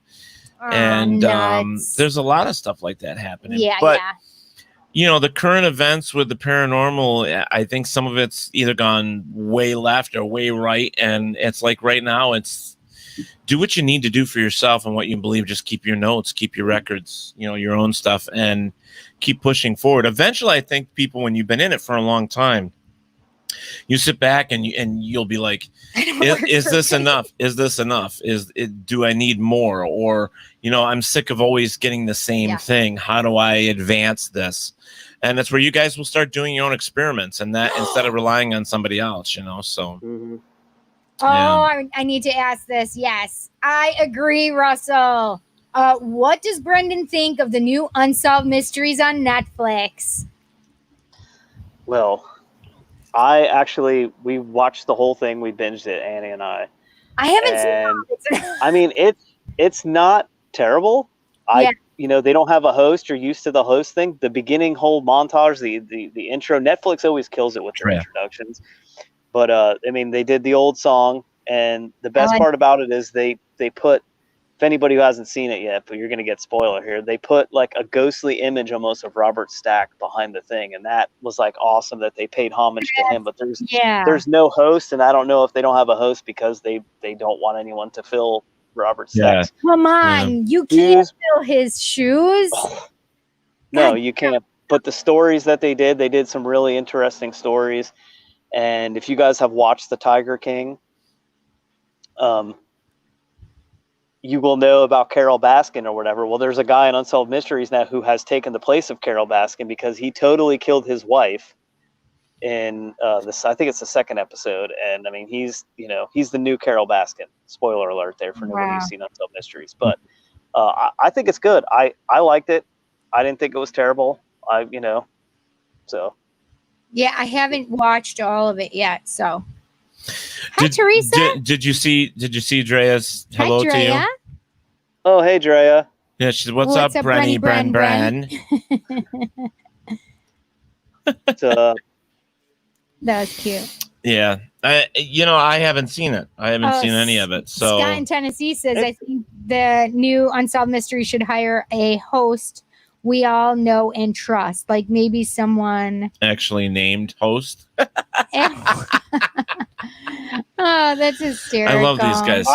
I suggested Brian Frangie, but I believe that would be great. I believe that would be fantastic. Yeah. No more. What is his name? Steve Harvey. I'm sick of Steve Harvey. He's like on everything. Yeah, he's on everything. Yes. I really don't know who would make a good host for Unsolved Mysteries. I will make a good host. Robert Stack really, really was the perfect host for that show, and he was freaky. He wasn't freaky and like trying to be freaky. He was just the way he talked and the way he talked about the stories. Really, right. It just made you want to know more. It pulled you in and freaked you out at the same time. What's the one that William Shatner was doing? I think The The Unexplained, maybe? Yeah. I know he was doing a weird one, but I can't remember what the name of it was. He's kind of creepy on that show. Yeah. Yes, yeah, he was. Yeah. But he's a kook anyway. Hey, The Undertaker's looking for a new job. Well, maybe I could do his. The Undertaker needs a good job now. So he could do it. No. He's retired now, so, he's looking for work. I don't know. I don't know if he could pull it off. Russell's like, why not Ted and Cindy? Yes. No. Why not the Rod Master Russell Ryan? There you go. Wait, Scott in Tennessee says, "Frakes, bitches."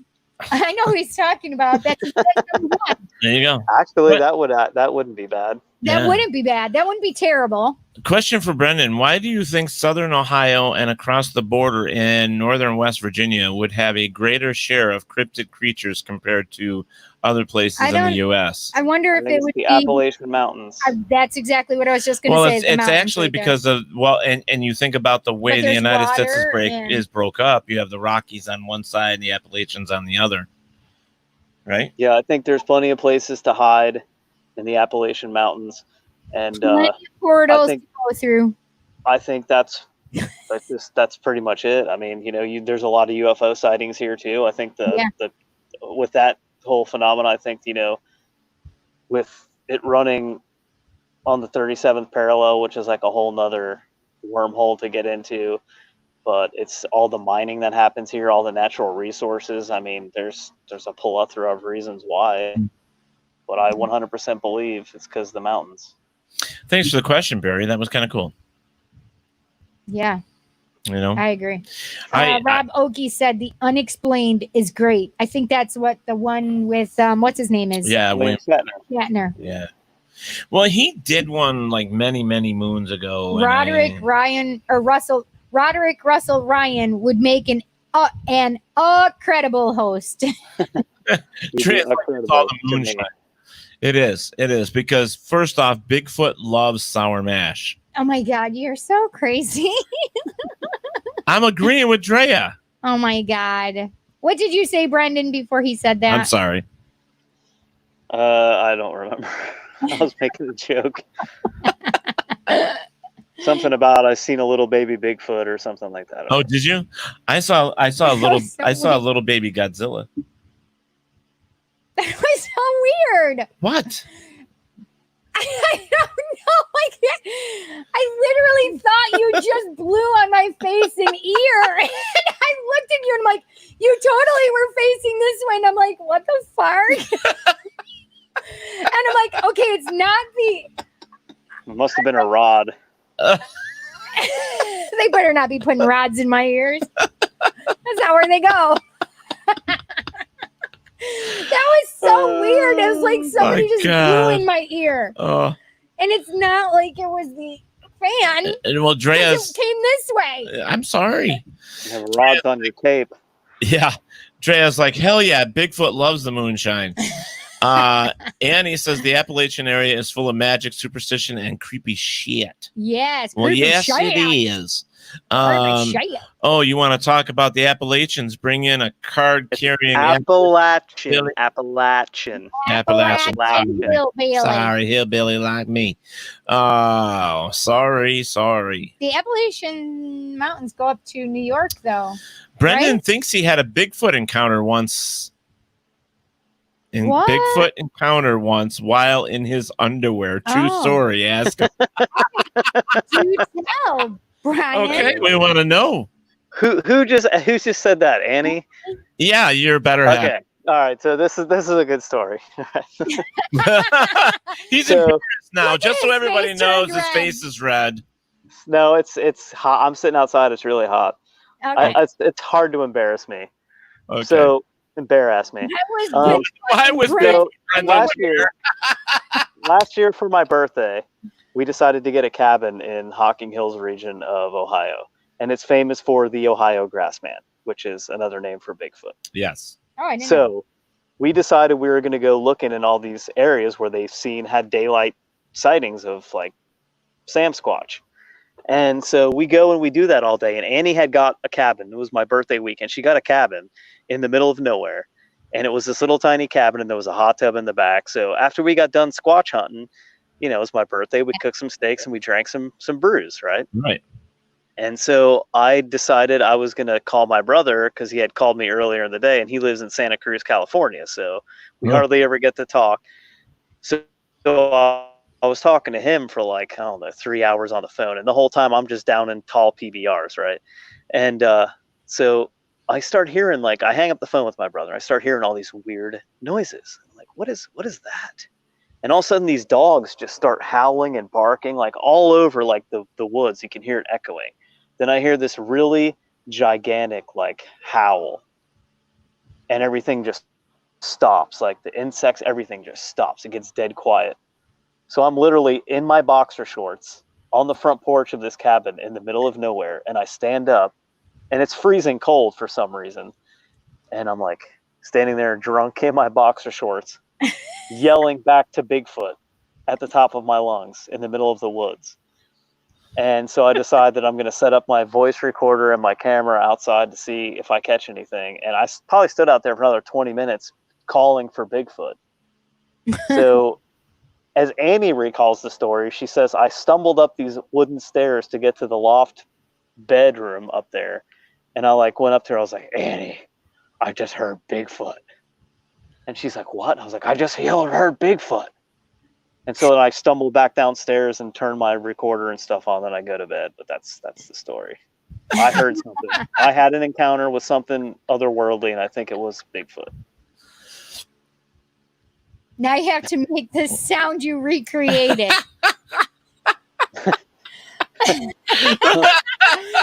The neighbors are probably going to get mad, but okay, here we go. Something like that. That's awesome. Where did that go? Hang on. Drea says, if you pronounce it wrong, they'll throw an apple at you. Nice. Barry says, that was like a dad joke. Emergency room from the Appalachian emergency room from SNL. Way too funny. Yeah. That's hysterical. No, that's a good story though, because that's fantastic. If you ever get the opportunity to talk with Trent Nielsen from Naked and Afraid, he'll tell you his Bigfoot story. Yeah, I'll have to do that because that's one of our shows we watch all the time, Naked and Afraid. Yeah, well, I have his number personally, so you should have him on your show. Trent is awesome. Trent is awesome. Yeah, he's a really cool guy, and he's a squatcher. Yes, he is. He is a squatcher. Cool. Yes. Yes. But he's had some really amazing experiences, and the one with Bigfoot was a great story. Great story. Joke. So, and I'm not going to spoil it for you. So. Yeah. Okay, good. Yeah. So, but Russell comes in and he peeks in on us from time to time with our stories. So he probably knows it already. So he's a peeper. He's a peeper. Barry Martz says that Trent's Bigfoot story is awesome. Yeah. Scott in Tennessee, drunk, yelling in your underoos. That's actually typical Appalachian Bigfoot encounter. Hysterical. God, these guys are great. So you guys crack me up. Yeah. So, we've got about 10 minutes here. So, y'all, if you got some questions or anything like that, please, let's get them together. Let's get them to him. Listen, how many people actually had underoos? I had underoos. You had underoos? Yes, I sure did. Listen, I had Wonder Woman. We're going underoos. from Bigfoot to underoos. Well, because I had Star Wars. I had Darth Vader underoos. Scott brought it up. He-Man. Actually, me and Annie are auctioning off those pair of boxers that I was standing out drunk in. They probably have a stain. No, they're stain free. I was just thinking, if you're sitting there yelling back at Bigfoot, he's probably pooping himself. No. Do you remember what you were yelling at Bigfoot? Yeah, I was yelling. I was making Bigfoot call. I actually looked up. This is the funny part of the story too. I actually looked up how to call for the Ohio Grassman, and Bobo popped up, and he starts doing his howls or whatever, and I'm like, oh, I guess I gotta yell like Bobo. And if anybody doesn't know, Bobo's a famous Bigfoot guy. Yeah. And he's actually good friends with Huckleberry, who is from Mountain Monsters. You guys know Huckleberry, right? I actually had the opportunity to meet Huckleberry at Mothman Festival last year. He's a cool guy, and he told me a story how he got Bobo drunk on moonshine. But that's a story for another day. And he does all these weird calls Bobo does. So I was trying to mimic Bobo, and I sounded like a dying elk or something. Oh no! Didn't sound like a Bigfoot mating call. So Russell just said, "Stop advertising them. I'm the high bidder. I'm still the high bidder." Those underoos. But we're also getting a question here. What do you think about the Trans-Allegheny Asylum? I've never been there. Honestly, I've never been there. Annie has. I know. I've never been there. I can't. I've been to Moundsville Prison a couple times. Right. Which I've never been to Trans-Allegheny. Moundsville Penitentiary. That's a really cool place. Really cool place. A wet huckleberry? Question mark. What does that mean, Scott? A wet huckleberry. A wet huckleberry. Hell yeah. Oh wait, what? If you've never seen Mountain Monsters, then you don't know what a huckleberry is.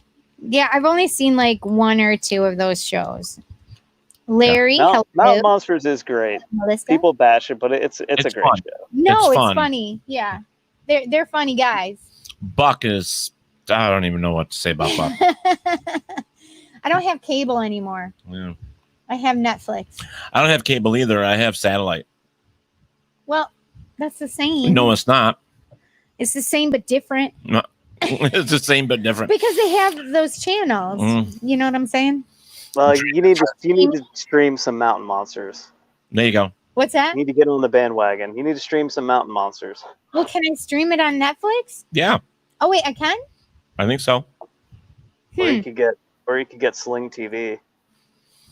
Oh yeah, they have a ton of it on YouTube. I don't know if they're full episodes, but you get the gist of it. It's basically these guys running around in the woods looking for mountain monsters. They're guys with beards and bib overalls and shotguns. Funny. I know, I've seen it. They're funny. Or get like Drea says, get the Travel Channel app. Oh, that I could do, Drea. Thank you. Okay. I could do that. Yeah. Larry says, good show. Like I liked it too. It was amazing on how many traps they made and how many they never caught anything. And well, what there was one that they caught a picture of the Ohio Grassman. That's crazy. Supposedly. Was the picture running away? What? No, it's actually this big, like, shadowy blob behind this, like, trap they built or something, but they said it's legit Grassman. Yeah, this one they were catching a witch or something. I remember one. Catching a witch? Yeah, I think they were catching a witch. They were There was like 3 locations, and they were all. Oh it was the Dark Forest episodes. Yeah, Dark Forest. That's what I was thinking about. Yeah. That's it. I went to Virginia Beach, and it rained one day, and they were doing a marathon of mountain monsters. So I sat there and watched that whole series of the Dark Woods saga. I was glued to the TV. Melissa Grubbs is like, I'm waiting for something to pop over Brendan's shoulder. I know. Well, you have sparkling, twinkling little antlers. Yeah, I'm sitting. We have like a little back deck on our house, and we have lights up there. That's what it's cute. Yeah. Can you scream like a V-witch? Oh, and Jason Kelly says that they saw his ass. It was the Grassman's ass. Yes, I do remember that episode. Yep. I seen his ass. Yep. Yep, that's it. I seen his ass. Oh, Lord. That's where Huck got wet. Yeah, he got wet. I'm a wet Huckleberry. Hell yeah. That's what he said. Who was the other one? Who was the one with the white beard? I can never remember his name. Trapper? No, Trapper died. Yeah, I was going to say, didn't one of them die? Trapper just died, I think, the beginning of this year, or was it the end of last year? I think it was the end of last year. What is the guy with the gray beard? The gray beard. The older guy. The older guy looks like. What is his name? Jerry. Not Jerry. Russell needs to chime in there. Oh, Ohio Grassman. No, what's the name of the guy? Jeff the researcher. Jeff. I knew it started with a J. My name is Jeff. My name is Jeff. So funny. That episode where he peed his pants was so funny. Oh, listen, I said it wrong. It's Ohio Grassman. Ohio Grassman. Hey, Russell Ryan, when you coming back on Paratalk? Ryan Russell. Russell Ryan. Russell Ryan. Just so Teddy can slaughter your name again. Yeah, I want to do it on purpose. That's funny shit. That's funny shit. Well, right I'm going there. to tell you, I've had a lot of fun tonight. This has been I hope fun. you've Me had too. You know, this has been great. Fun show. Yeah, and I hope you'll come back. You know, Definitely. and bring Anytime. with you. Let's do both at the same if time. you have both of us on here, it'll be even better. Even better. There you go. So then, Oh my God, that would be amazing. that's what we He's want. the best. She's the best. Aw, that's so He cute. keeps that up, I and wanna he's going to see- get a little nookie He tonight. might get a little lucky. I'm just saying. Just saying. Who's that? That was a heartbeat, friend. It was a heartbeat. Yeah. Whenever you will have me, he says. Here. Yes. I don't have a problem. I think we should let's get like the Unbelievers podcast. Let's get his podcast and our podcast and do a 3-way. A 3-way? A 3-way. All right. Yeah. Dang. Yeah. Wouldn't that be cool to get us all on the same thing? Get all of us. Talking dirty to me now. Uh-huh. I'm sorry. He's not sorry. But yeah, he says, whenever you boy. will have me. Yes, Russell. We'll figure Always, something out. We'll have Russell. you back. We should get a whole bunch of us together on here. Oh my God, it's so fun. StreamYard went to 10 people now. Shit, what? Yeah, they went to 10 people like Zoom. So yeah, we can do that. I'm screaming. Russell's like menage a pod. Yes. And Annie's like, wow, chicka, wow, wow. There's your girlfriend, wow, chicka, wow, That's wow. right, Annie. Brown chicken, brown cow. You Jinx, Yeah. Russell Ryan. Yeah. Well, you know, Rub guys, heads. we got to get out of here, but we got a couple minutes. But I want some salty do me a something or favor, another's. plug whatever socials you got right now. Your Any social socials, things, any events where coming people, up. anything that you got where What you people got? can check you out. Yeah, you can check out our podcast, Serial Spirits, not cereal like you eat, like cereal like killer. Serial Spirits. Starts with an S, not a C. Right. Yeah, and we are on all your podcast apps, and we come out with a new episode every Wednesday. We have a new episode that drops. Annie does a live show on Tuesdays on paranormalwarehouse.com's Facebook page. It streams from there. This week, tomorrow at 7:00 p.m. Eastern Standard Time, she has Mike Couch, who is from the Lost Limbs Foundation. He's going to be on. He's the owner of the Rhodes Hotel. She'll be talking to him next Tuesday on Serial Spirits Live. She has our good buddy Chad Lindbergh. He'll be on. We're talking with Annie, but you know, you can find us on paranormalwarehouse.com. We call it our flagship. There's a lot of great shows on there. We were there. You can become a Patreon or a patron of Paranormal Warehouse by going to patreon.com/Paranormal Warehouse. And that's it, basically. We're everywhere you stream podcasts. There you go. Perfect. That's awesome. That's awesome. So yeah, go make sure you guys like, share, and follow these guys, just like you do us. Yes. Go and show your love. Show some love, Show friends. some love. That bounce. Have a menage a pod. Menage a pod. Oh yeah. That's- Yeah. And do that. And while you're doing that, if you have not hit ours up, there you go. Share, like, and subscribe to Paratalk Radio with Tad Wolf and Psychic Cindy. Psychic Cindy in the house. Have you guys seen the new? I'm going to bring it up because I laugh hysterically every time I see it. It has nothing to do with the paranormal. Well, it does a little. What We Do in the Shadows. Have you ever heard of it? No, I haven't. I've keep seeing previews for it. It looks good. Oh my God, I laugh my ass off What all is the time. it? It's called What We Do in the Shadows, and it's about these four vampires. It's like 3 real vampires, and then the 4th is like an energy vampire. Okay. And so he goes to work. He's like These are real people? No, they're Oh, playing. it's a game. Or a show. It's a show, but it's fun. And they have Guillermo Guillermo. I can't even say his name. Anyways, he's like the caretaker. Yeah. And, Guillermo. Yeah, and he wants to be a vampire, but he never turns him into a vampire. But the whole thing is just funny. There's a lot of really cool things. What is it called again? In the shadows? What We Do in the Shadows. What We Do in the Shadows. Yeah, and where is it? Where do you find it? Oh God, I don't know. I've been watching it for 2 years now, but I think it's on FX. Yeah, I think it is FX. Yeah, but I laughed my butt off. You laughed your balls off. Yeah, butt. Balls. That's why I don't have a butt. Because it's gone. It's gone. I laughed it off. So what are you doing with your root chakra then, friend? With no anus. No comment. Plead the 5th.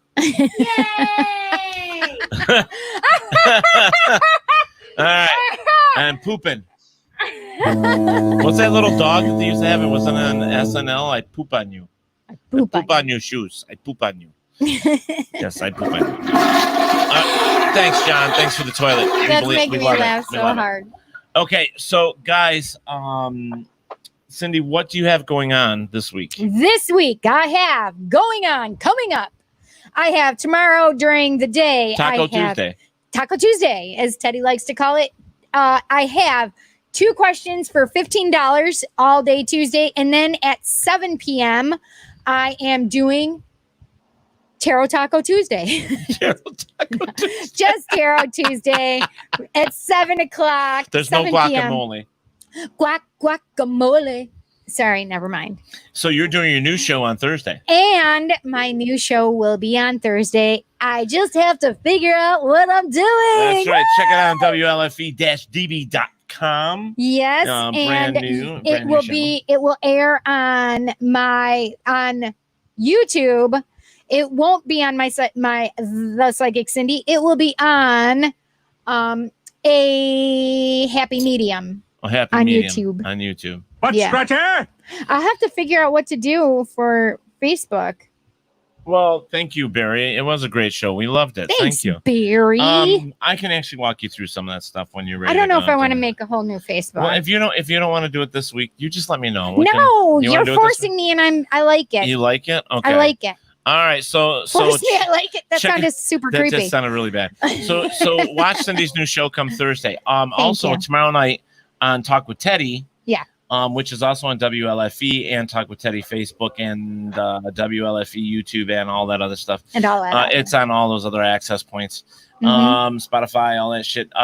We have Nashville recording artist and freshly signed with I don't know, John, when did Eric sign? It's been a while.